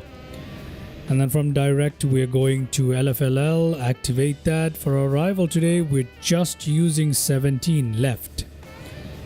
I am going to use the ILS again. I want to try and get it approach transition. I don't know if I should use a transition. No, I'm not gonna. Okay, we're just gonna apply it. Let's go to activate that. Let's go to a flight plan here. Let's clear. No, sorry, delete that, and we're gonna leave it like this. Activate it.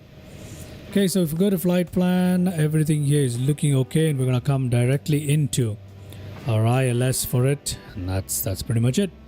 Okay, let's get all of this ready. Alternate fuel for today apparently is, reading off of SimBrief here, it's supposed to be 841 Marseille, I believe.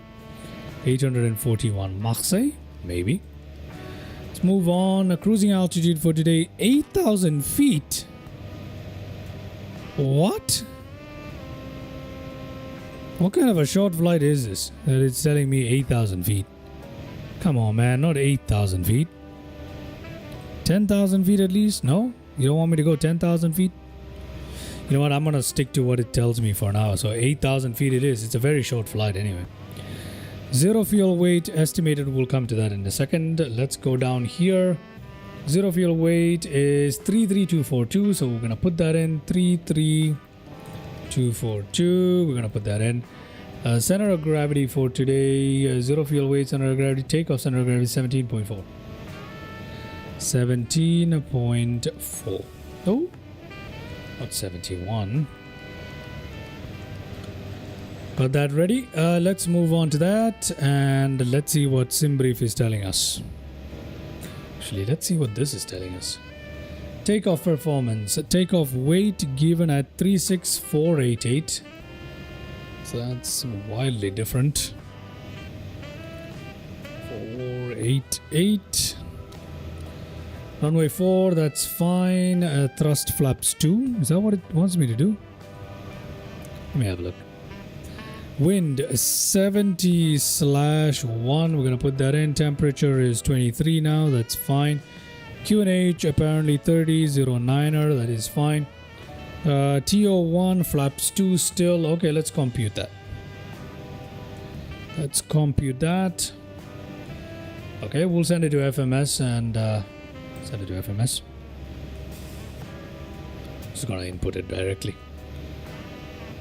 Enter. This is supposed to be TO1, right? TO1.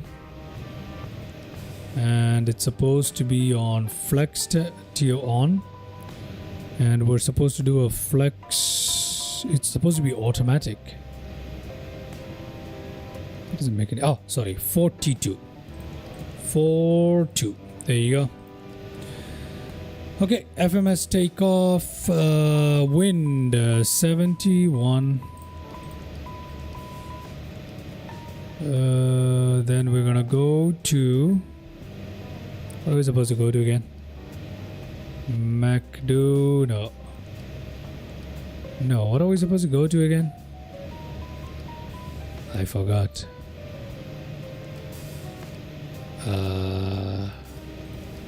There it is. Load takeoff speeds. Let's come back to our performance. Hopefully it has worked. Let's find out. Takeoff 112 29er 79er. TO init. Performance init to dataset. Okay, fine. FMS takeoff. Okay, fine. Next page, that's fine. Wait, whoa, hold on. Next page, 17.4 TO, TO1. Temperature 42. Okay, fine. It's fine.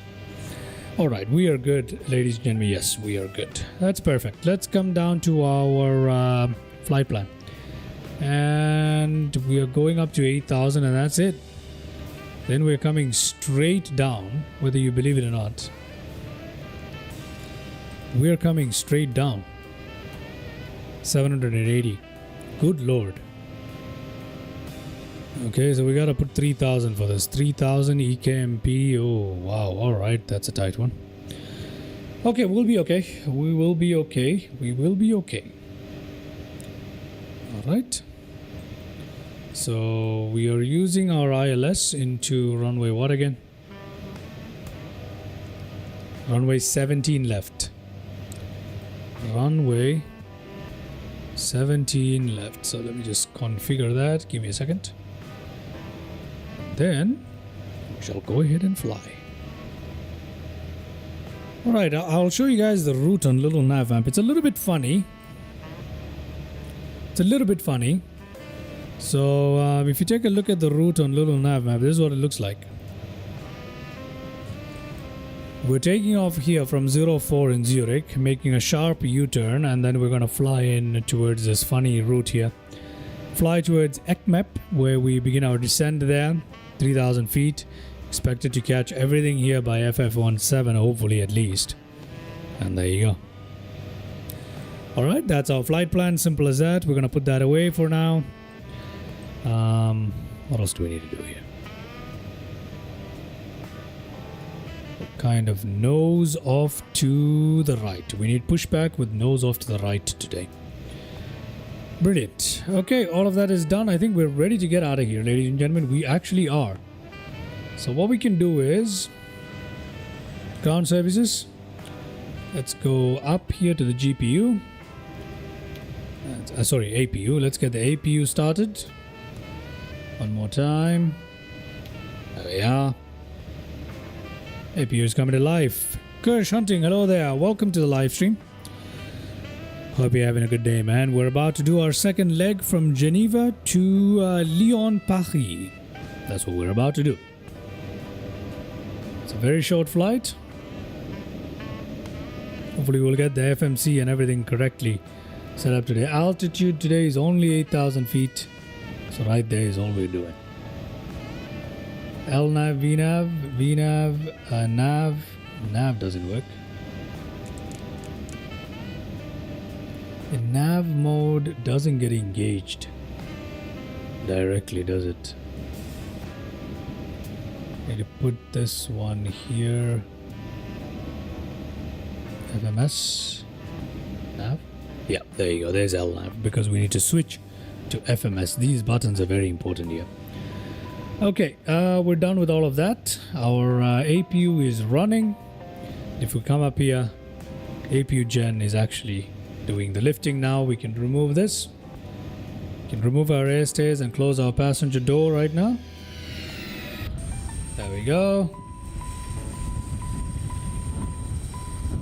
Stairs being closed up for our last leg of the day.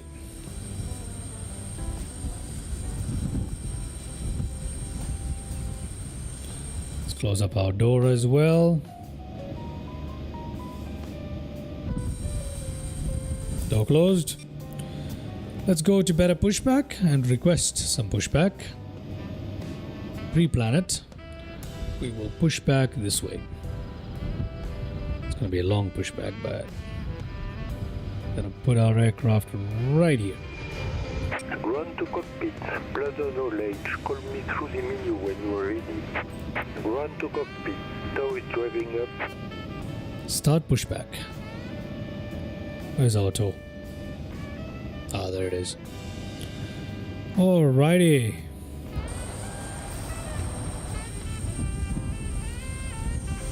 Pushback is coming in. And let's get out of here. Dee, dee, dee, dee. Yeah. All right. All right. Oh, we need to get rid of the ground object, don't we? Get rid of that. Come on now. We don't need those. Pushback being attached. Okay, all doors and hatches are closed, ready to connect. Okay. Roger that.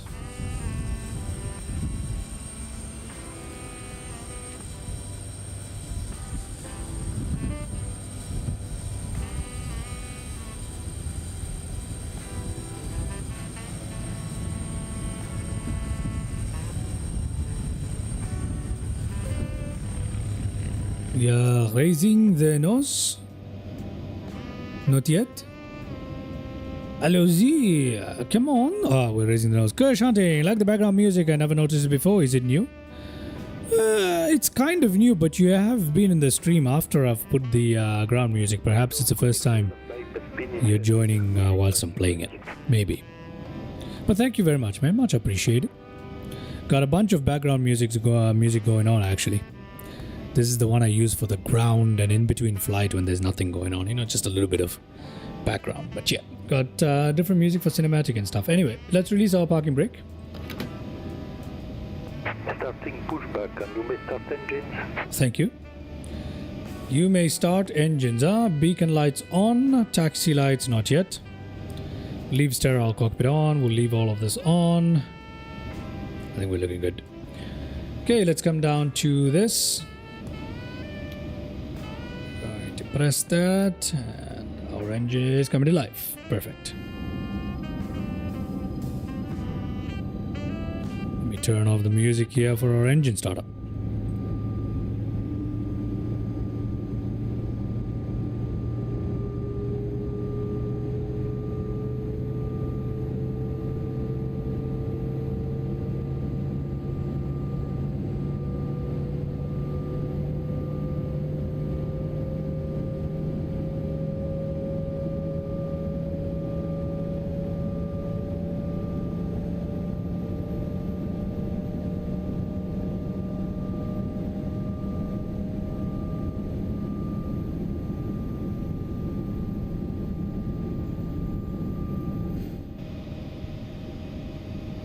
Coming to life pretty much. I think we're quite stable here. Stable enough to start the next engine.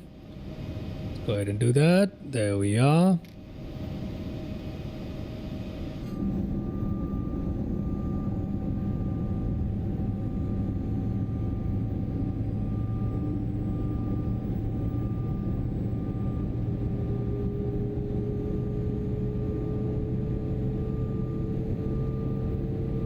Operation complete.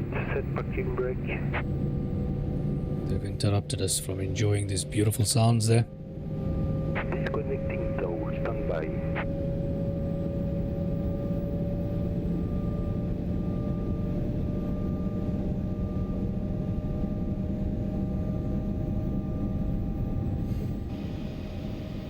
All right. That looks good, right? Looks fantastic. Let's put our flaps down here to position 2 here.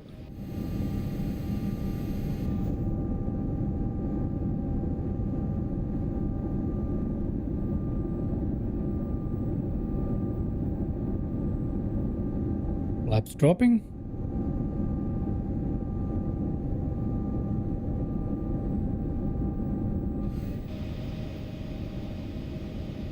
Tow is disconnected and bypass pin has been removed. Hand signal of the left. We'll see you next time and have a safe flight. Let's go to takeoff. Have a look. Pitch trim is 1.2. We need to put that straight. Okay, 1.2 set. Signal is on the left, yep. Cool view angles. Thank you very much. Thank you. Glad you enjoyed it. All right. See ya, Mr. Creepy Man. See ya. All right, let's reduce the range on that so we can have a better look. There we are. It's going to be a takeoff and a U-turn. So it's going to be pretty tight today. We'll be fine. We shall be fine. Let's head up here, put on our taxi lights. What else do we need? Do we need anything else? I don't see us needing anything else. No, we don't need anything else. We'll leave our logo lights on though. Everything else can remain the way it is for now. Let's come down here and take a look at our TCAS situation. TCAS, TARA. No, we're not going to leave it on TARA. We're going to stand by for now. Let's go ahead and release our parking brake. And let's roll out of here. Let us roll out of here. We'll yeah, we'll join that. Okay. Let's give it a bit of oomph and we'll get rolling.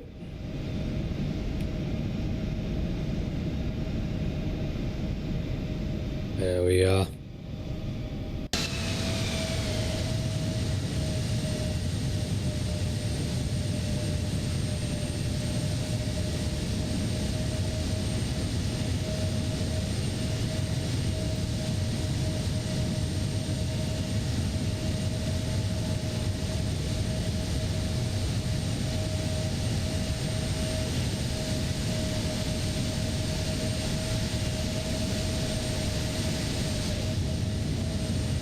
Say bye-bye to Geneva Airport, everybody.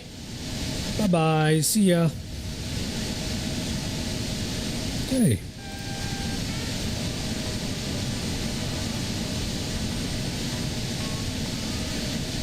Now we're just going to take off. As a matter of fact, I'm going to leave it like this. Now we're just going to take off. Our taxi is not that long, so we'll be there in no time. Straight ahead to the end of the runway, pretty much.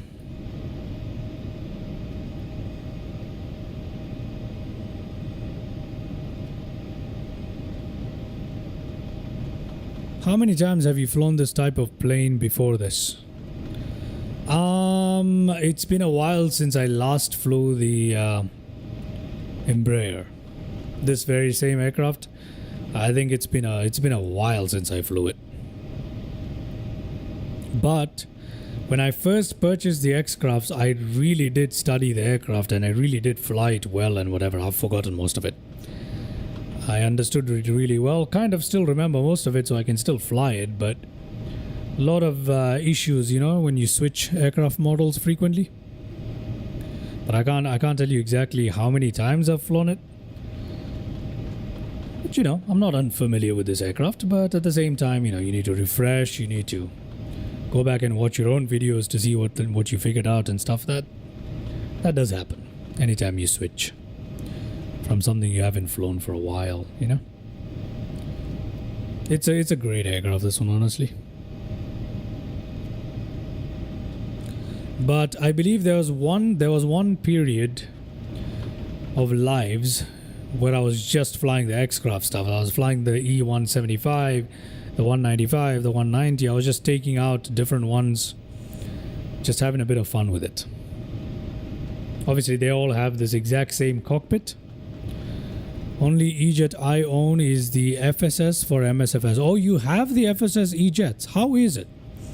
Because we read recently that they're coming out, right, with the proper version for it finally. How is it? How is the E-Jet from FSS? Because I want this very same jet in MSFS. But this jet in X-Plane 12 is so good, I don't want to be disappointed. Okay, we should probably hold short here, which we will. We'll just pump our brakes a little bit. Come here, turn all of this stuff on. We'll put all of this on. Yeah, we'll put all of that on. Let's head down here. And we will do that. And we're ready for takeoff. We got our flaps ready. Well, we're not exactly ready for takeoff, but nearly there. Ooh, nearly forgot. APU needs to be turned off. So that's going to take a bit of time for APU to turn off. Just spool down, but it is shutting down.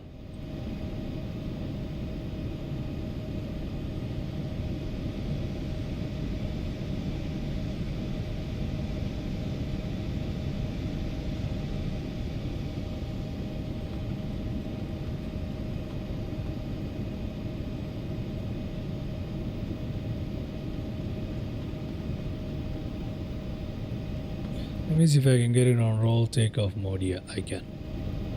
There we go. Roll takeoff. We're ready to go.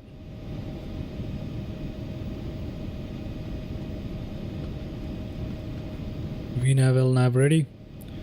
Auto throttle speed mode not yet engaged. We'll work on that. It handles well, but it has a lot of quirks, especially with LNAV and VNAV. This aircraft is already quite temperamental with the VNAV and LNAV. I don't want something it's going to be worse than that it is in real life, I suppose. I don't know. At the same time, it's a very easy and lovely jet. Very quick turnaround, and getting started with this is nothing. Alright, let's go, ladies and gentlemen. We are ready to go, and let's roll it out.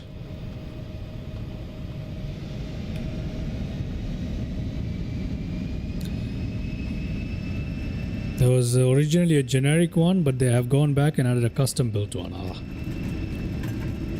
Alright. The FMS. Hopefully it fixes itself with the update. Anyway, time for takeoff.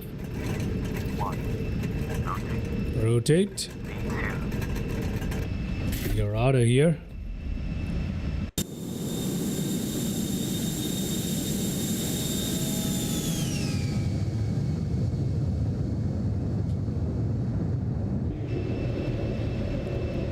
Okay.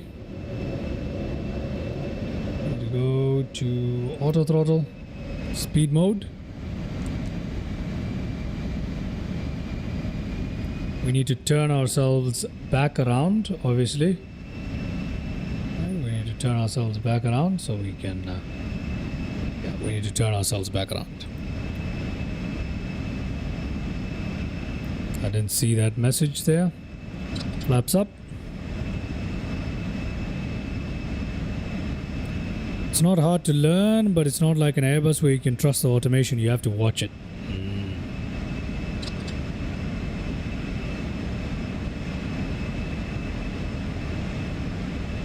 Sorry, Mr. Kirsch Hunting, I don't know what you're talking about at the moment. Okay, we're going to continue flying here and then we're going to turn around. But we've pretty much said goodbye to Zurich, everybody. I'm going to keep her here.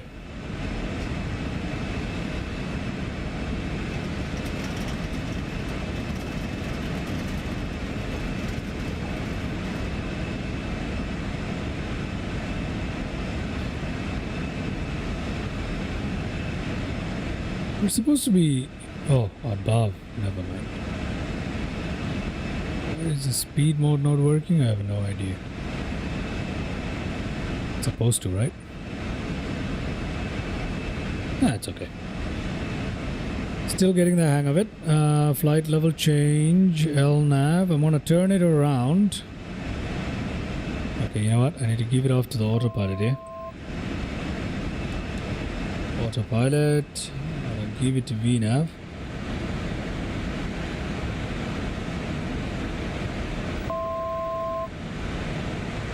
Okay, it's decided to turn the other way around. I don't know what it's doing, but let's find out. It is quirky a little bit. I mean, I don't know. The way I fly aircraft, you know, once you get used to a certain level of autopilot, it's very difficult to switch between different logics. So yeah. I haven't flown this aircraft in so long, I don't fully understand the logic of the autopilot just yet. We're at our cruising altitude already.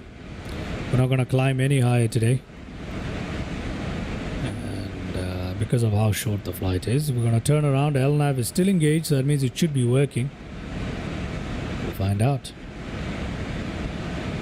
There you go. Our vertical profile is still engaged here. We should be good. We'll leave every light on pretty much. We'll leave everything on today. Yeah. Maybe perhaps the taxi lights can come off. Transition altitude should have been passed by now, so if you wanna... We can do a standard on this, can we? Do a standard. Where on earth is our aircraft flying to? Supposed to fly towards yeah,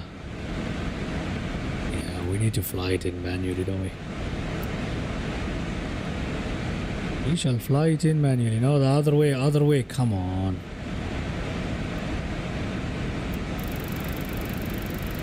There you go. I'll fly our aircraft the other way around. It's a funny takeoff, so we can excuse that, can't we? Selected heading 198.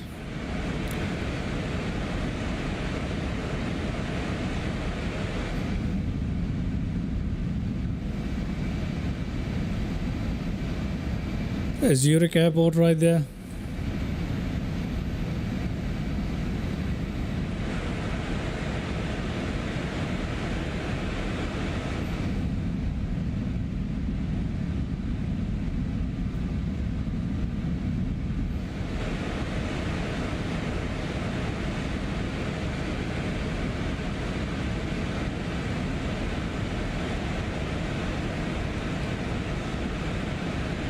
This aircraft we can't pre-arm stuff apparently. I don't know.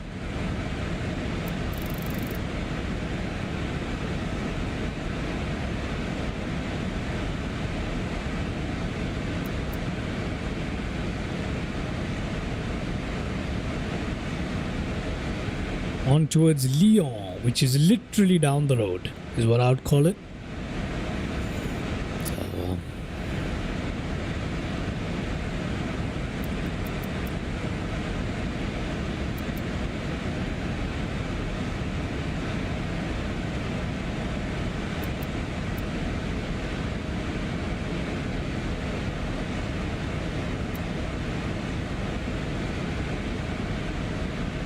there we go.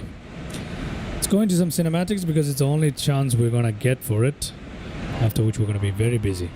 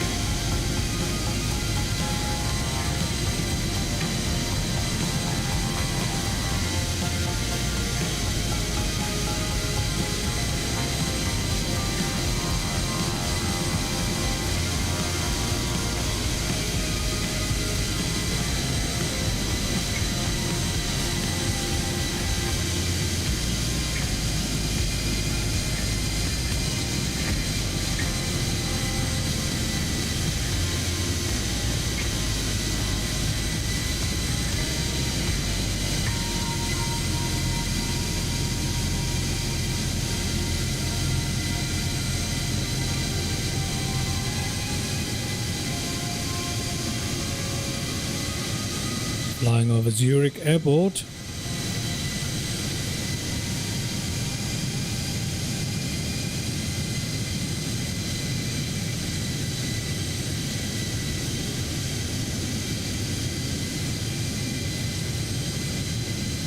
Okay, let's jump back in here to our flight deck here, switch it to nav mode. There we go.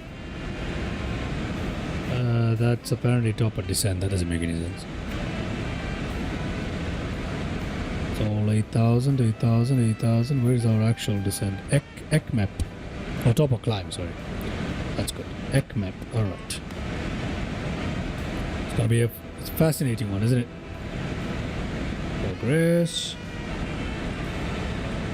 Altitude. RMP. Distance to go. What is the actual distance to go? 77 nautical miles. That's it. That's literally it. So we're gonna stay at 8,000 feet. Apparently. I'm just gonna fly on over.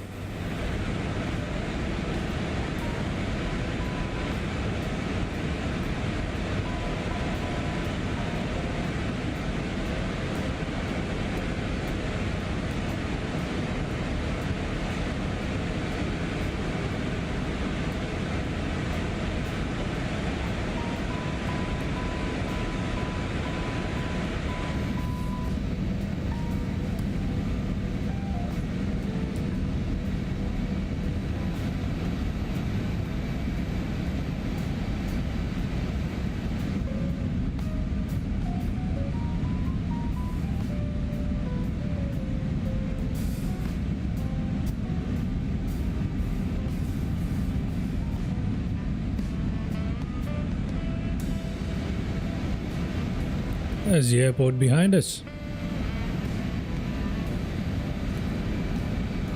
This is definitely a billionaire grocery run kind of flight for sure.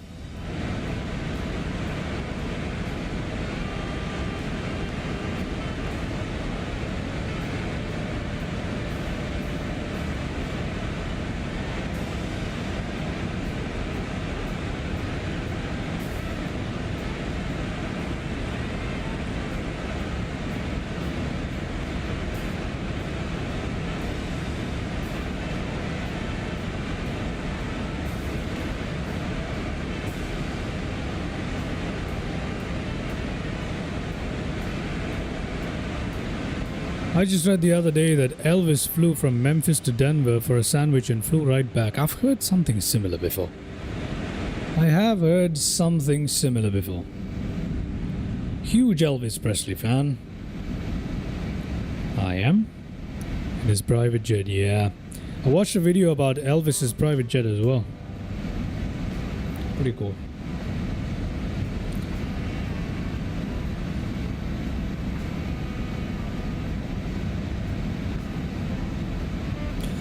I have to say, it looks absolutely beautiful down there in X-Plane 12. Zurich looking good with the AutoOrtho and vegetation from Global Forests. Doing a good job, obviously.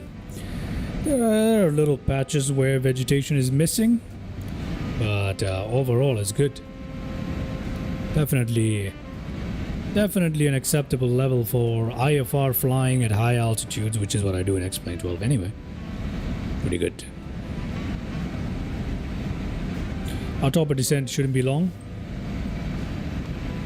Definitely won't be long. Our whole flight shouldn't be long. I've never set up AutoOrtho. Is it difficult? Not really, no. You've got the AutoOrtho installer that you can get. You don't have to do AutoOrtho the way how it used to be done, you know, with complicated installations and downloading all the necessary files and all that stuff. You don't have to do that anymore. You've got the AutoOrtho installer. That pretty much does everything for you. It takes long because the downloads are huge. Alright, especially if you want the whole world installed, which is what I have. I have the whole world installed and it's huge. So once you do that, it's as simple as opening it up, pressing run, and then opening your X-Plane. That's it. Just that initial setup is a little bit long. It's not that complicated, it's just a little long. That's all. You do need to take a look at the videos to see how to organize your INI file in X-Plane 12, your scenery packs INI file. I suggest you can take a look at the video by Drushal Mack. If you take a look at the video by Drushal Mack, he does explain to you how you should organize your INI files. It takes some getting used to organizing the INI pack files and all that stuff, but apart from that, it's not that bad. It generally isn't. Scenery installation is not straightforward in X-Plane 12, but yeah, have a look. Drushal Mack on YouTube. Here's a good video. The Go Getter Invest. Beautiful. Thank you very much. Welcome to the live stream. Hope you're having a good day, Mr. Go Getter Invest. Looking good here. The forests look really good.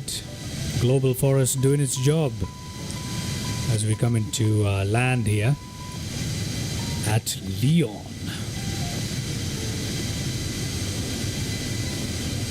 We're about to make a nice little turn, if I'm not mistaken. Let me have a look at the flight plan. What does it say? Yep, we're about to make a nice little turn.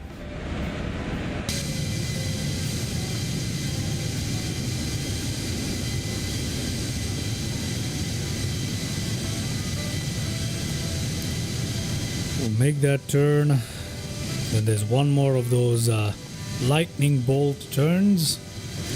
Once that's done, we'll come up on top of descent.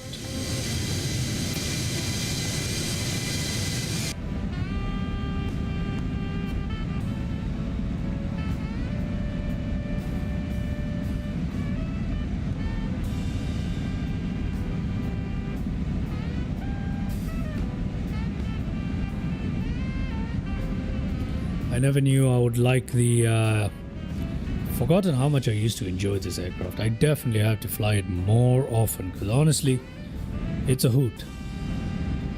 It's a hoot.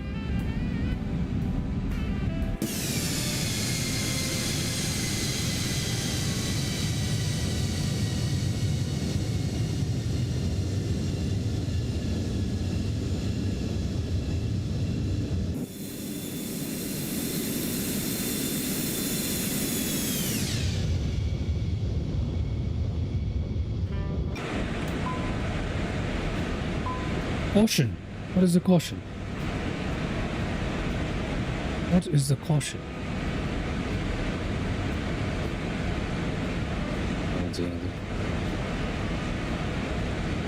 It's a very tight turn. It's a very tight turn. We need to go down to our descent altitude.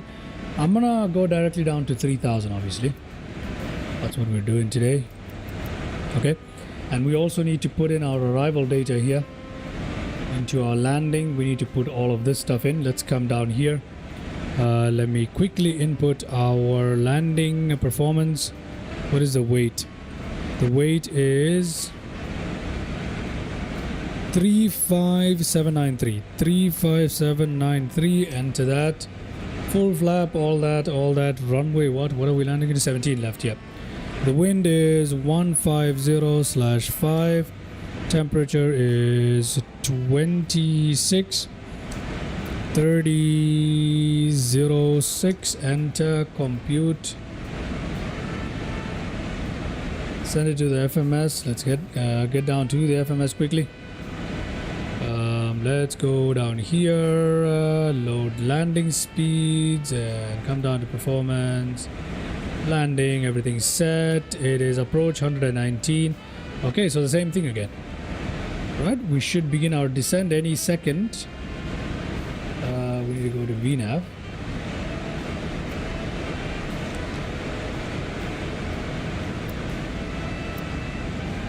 I'm gonna leave it on VNAV here. Yeah. And let's see how it goes. We do need to reduce our speed drastically. We cannot be 290. That's crazy. We need to reduce our speed very, very drastically. So, there we go. Let me just go to manual mode here. Request a much slower speed. Otherwise, we're gonna miss it. We're gonna miss it. Our oh, very nice. Look at that. I really like what Global Forest is doing here. Global Forest is making the scenery pop out here. There's vegetation. Obviously, I wish there was a little bit more vegetation there, but probably good for frame rates to keep it at this level. Mr. Mike Smith, welcome, man. Welcome to the live stream. Thank you very much. Hope you're enjoying it. Hope you're enjoying it. Hope you're having a good day. And welcome. Okay, we're at 190. Let's head down to 180. But we'll keep it here. We're coming on the path right there for VNAV. Let's see what happens. Hopefully it does as we require it to do. The speed is the problem here. We'll put the flaps down. Okay, flaps 1 set.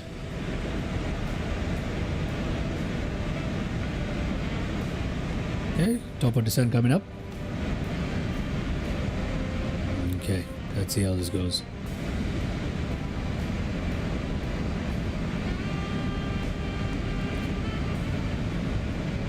There it is.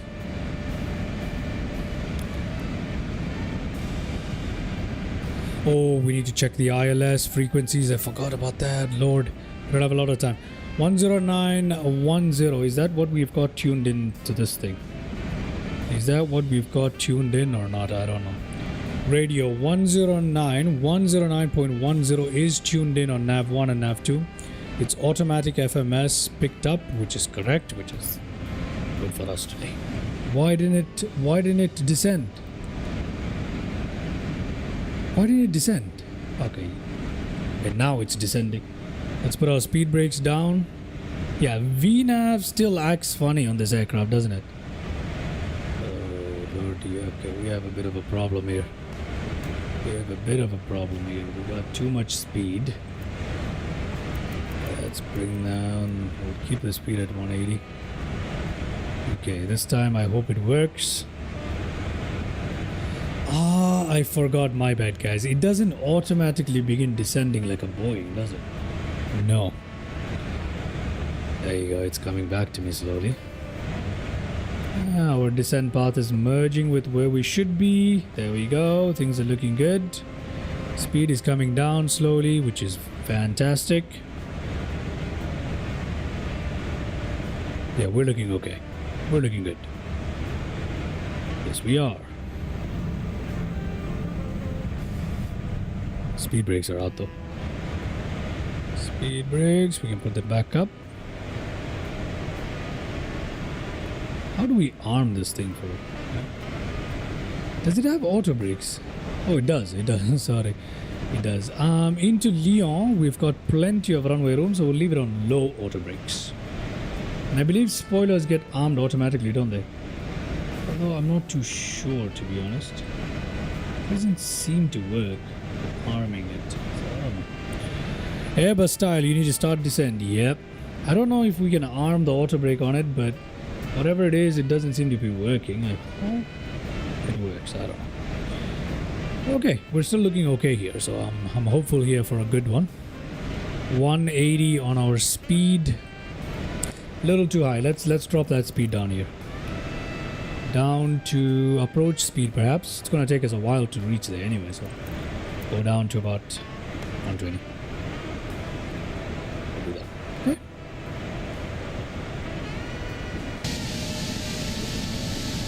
What a beautiful aircraft. Absolutely stunning.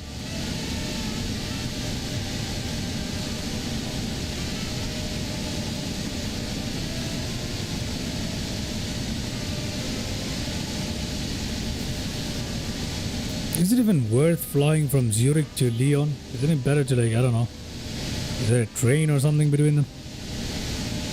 Is it better to maybe go by car? I don't even think it's worth flying. Maybe it is. Maybe it is. It's only 75 nautical miles away with all the procedures and the ATC and the boarding and the deboarding. Is it worth it? I don't think so. I think it's best just to drive there, honestly. But, you know, we're going to pretend to be a billionaire who's got plenty of money. Putting our flaps down here. I'll leave our speed slightly. No, never mind. I'll just continue with it.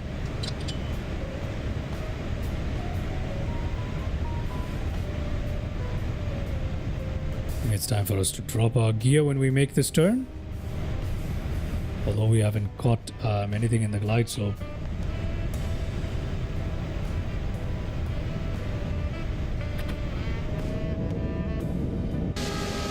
Go.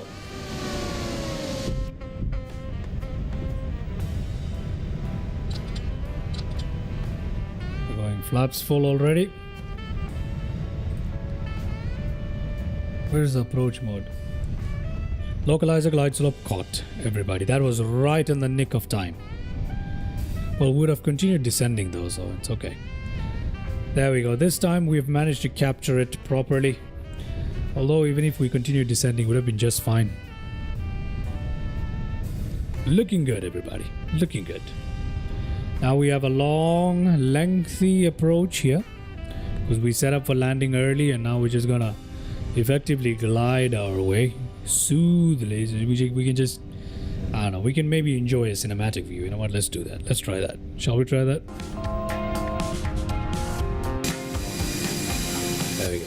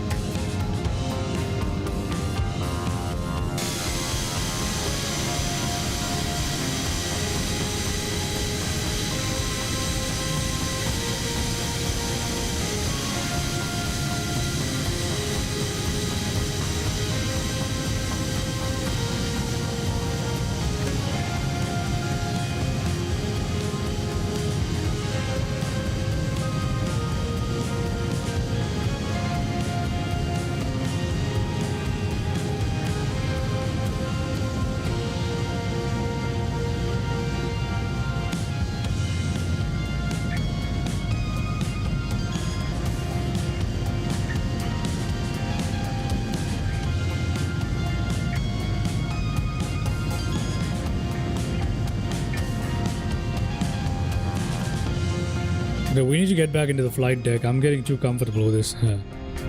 Let's just head back in here. All right, we'll stay here. I'm trying to find a parking for us at Lyon, and I can't find any. Once again, ladies and gentlemen, le trouble with the parking. Ah, we'll find something. Yeah, I found one. We'll be fine. We shall be fine. Okay, on the second flight, I seem to have gotten a hang of the aircraft much better than the first one. So, yeah, I think I was a little too used to our airliners there, but it's so nice. To be honest, I still want to continue flying this aircraft so badly. I'm tempted to do a third one, but I really gotta wrap the live stream up. So we're gonna land. Ooh, a little bit of frame rate issues there. What happened there? What happened there? Let me close down some of the other stuff here. There you go. Okay, so but unfortunately I really it's the lights. So unfortunately I really gotta wrap up the live stream, otherwise I would have done one more leg here. But it's good. We'll have a live stream soon, right? Within the next 12 hours we'll have another live stream for sure. So we'll enjoy that one. Now here we are coming into land. Flaps full, everything good. Oh my god, what is going on with the frame rates? Is it the lights? It's probably the lights. When lights are switching on in X-Plane 12 at night, frame rate drops. The thing that eats my frame rates the most in X-Plane 12, believe it or not, are lights.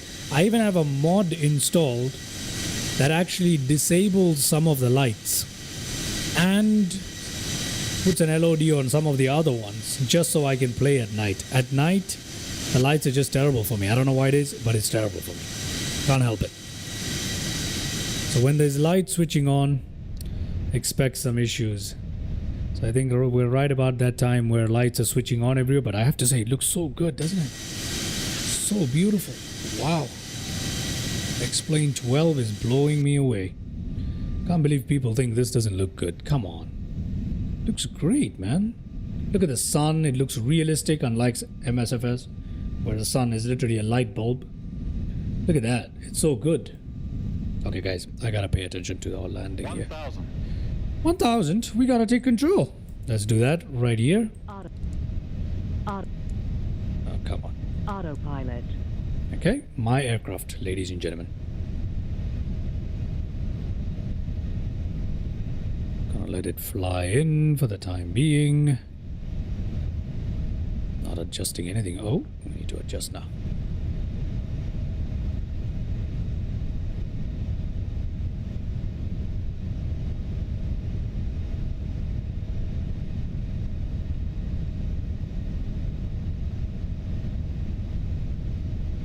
$500.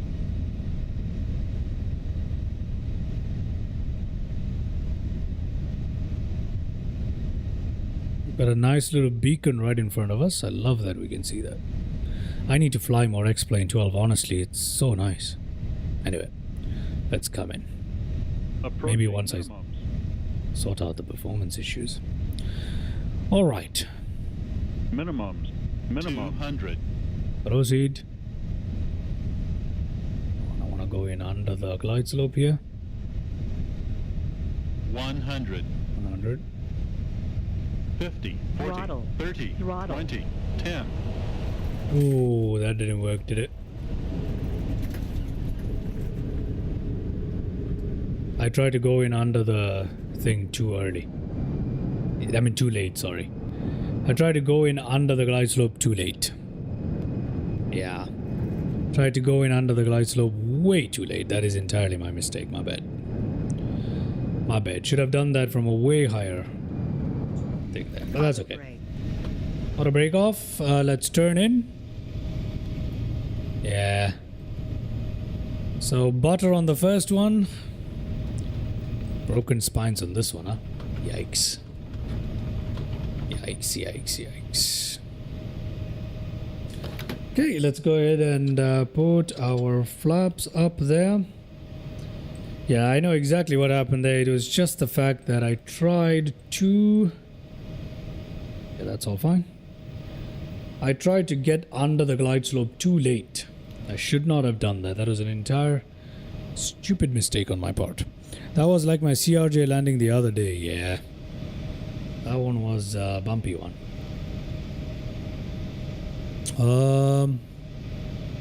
Yeah, I should not have done that. Lesson learned. Lesson learned. Don't try to go under the glide slope that late.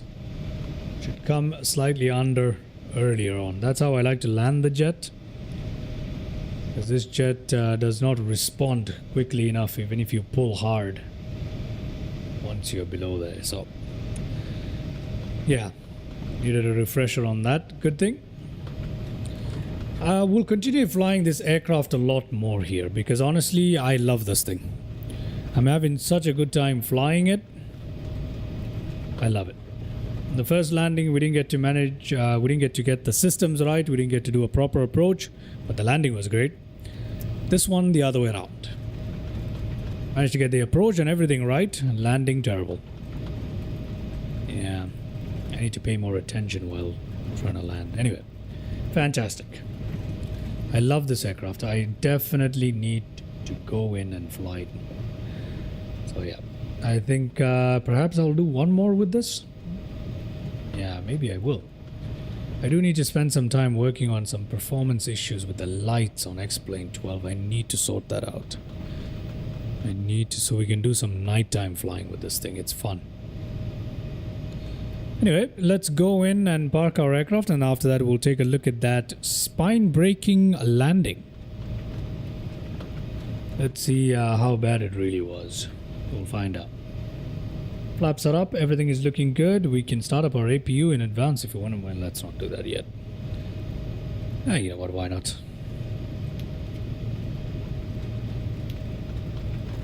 Why not? There we go. We'll find ourselves a parking, a large GA parking towards the end ramp right there. There's a final ramp somewhere here, so it is what it is, eh? What a beautiful aircraft. You know what's going to be interesting? When we watch the landing replay, because it was a hard landing, you're going to see how the aircraft behaves. The modeling of the wing flex and the landing gear, absorbing that shock of the landing. We're going to be able to observe that really well. I love that. Although, I wish we didn't land that hard, but still. Pretty cool to observe those things, right? Which way should I land? Okay, I'll go in this way. Yeah, we really shouldn't be parking here per se, but there is a large gate somewhere, right? And 33 is where we're supposed to park. We'll punch ourselves in 43. Yeah, 43, sorry. Punch ourselves here in at 43. Wait. We can't park here. 43 is taken. Ah, lordy. Well, what are we gonna do, ladies and gentlemen? We're gonna have to turn around, huh? Ah, that's okay. We'll turn around. No problem. Give this guy a little scare here. Turn around.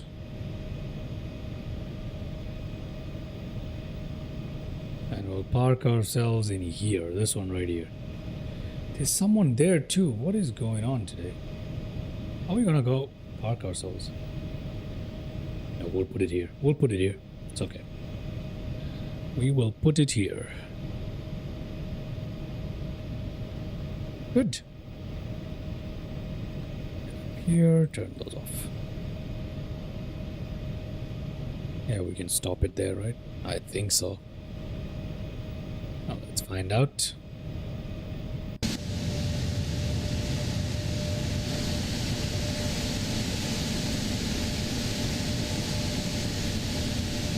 Doesn't look like the right gate, does it?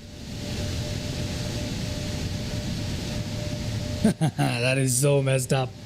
That is definitely messed up right here, but we're gonna leave it here. I guess no one will be able to use this path right here. None of the ground vehicles will be able to cross, but who cares? Okay, we're gonna put him right here, and we are going to put that parking brake on. Let's go ahead and take a look at our landing replay, which is what matters today. So yeah, let's have a look. Let's clean this up, and let's take a look.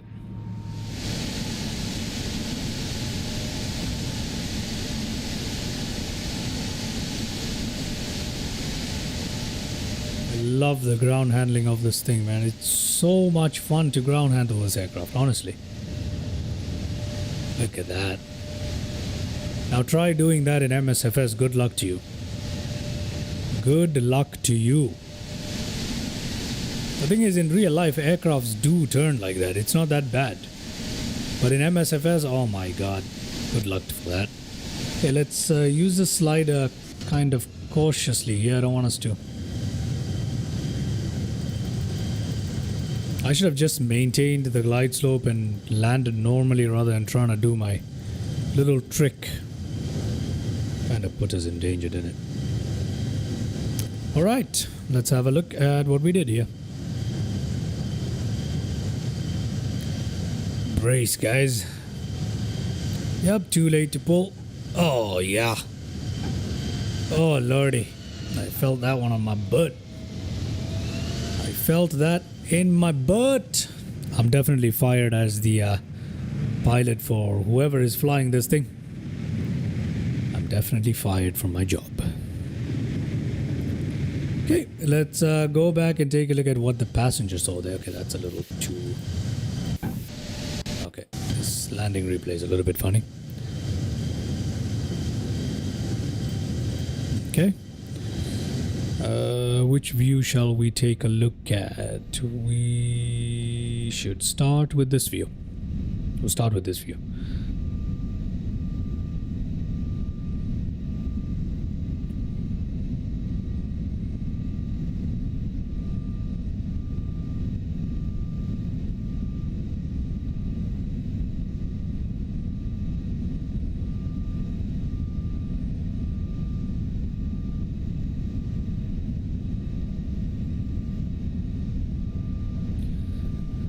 Well, I have seen Embraer landings that are pretty much, they look like that.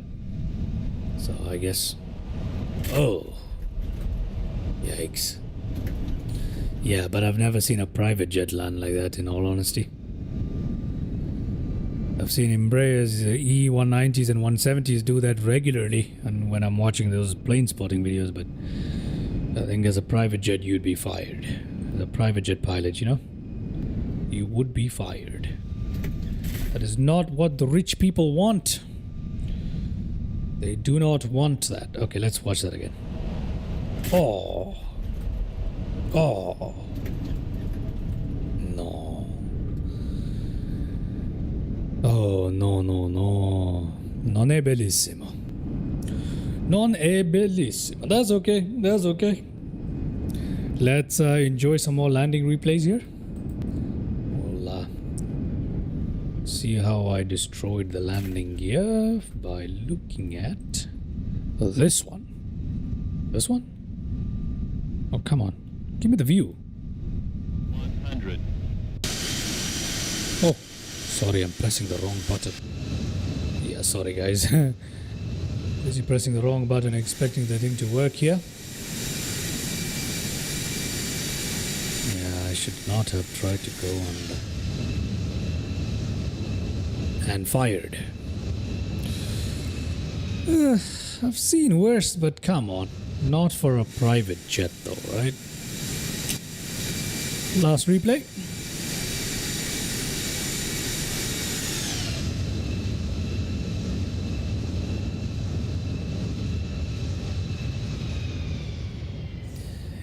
Yeah. It wasn't as bad as it felt from the cockpit, but still, it was pretty bad. Alright, ladies and gentlemen, that wasn't too terrible there. The overall stream wasn't too bad, but plus 5 FPM, yeah, right. That's the landing replay. Did anyone notice the actual landing rate when I just landed? It does display the landing rate. Did anybody happen to catch that? When we first landed, the landing rate it displayed. Did anyone happen to catch that? Because I'm curious to know that. If no one saw that, then there's no way for me to check it again, unfortunately. Anyway, let's go back to where we left our aircraft. Right here. Alright, let's go up here. APU to start. Is that APU started? No. APU start. Let's go down here. Let's go to ground services. Put that on. We'll go up here. We'll use it to shut down our engines.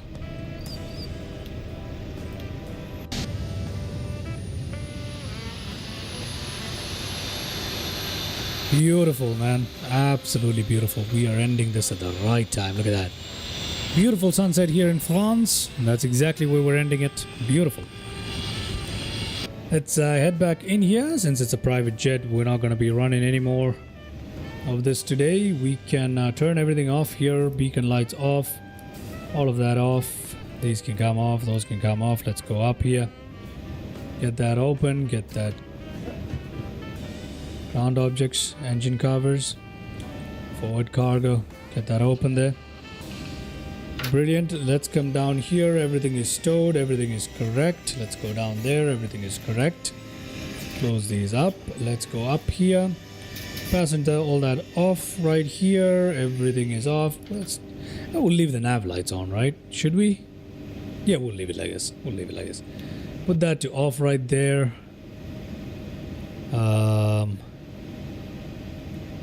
Yeah, I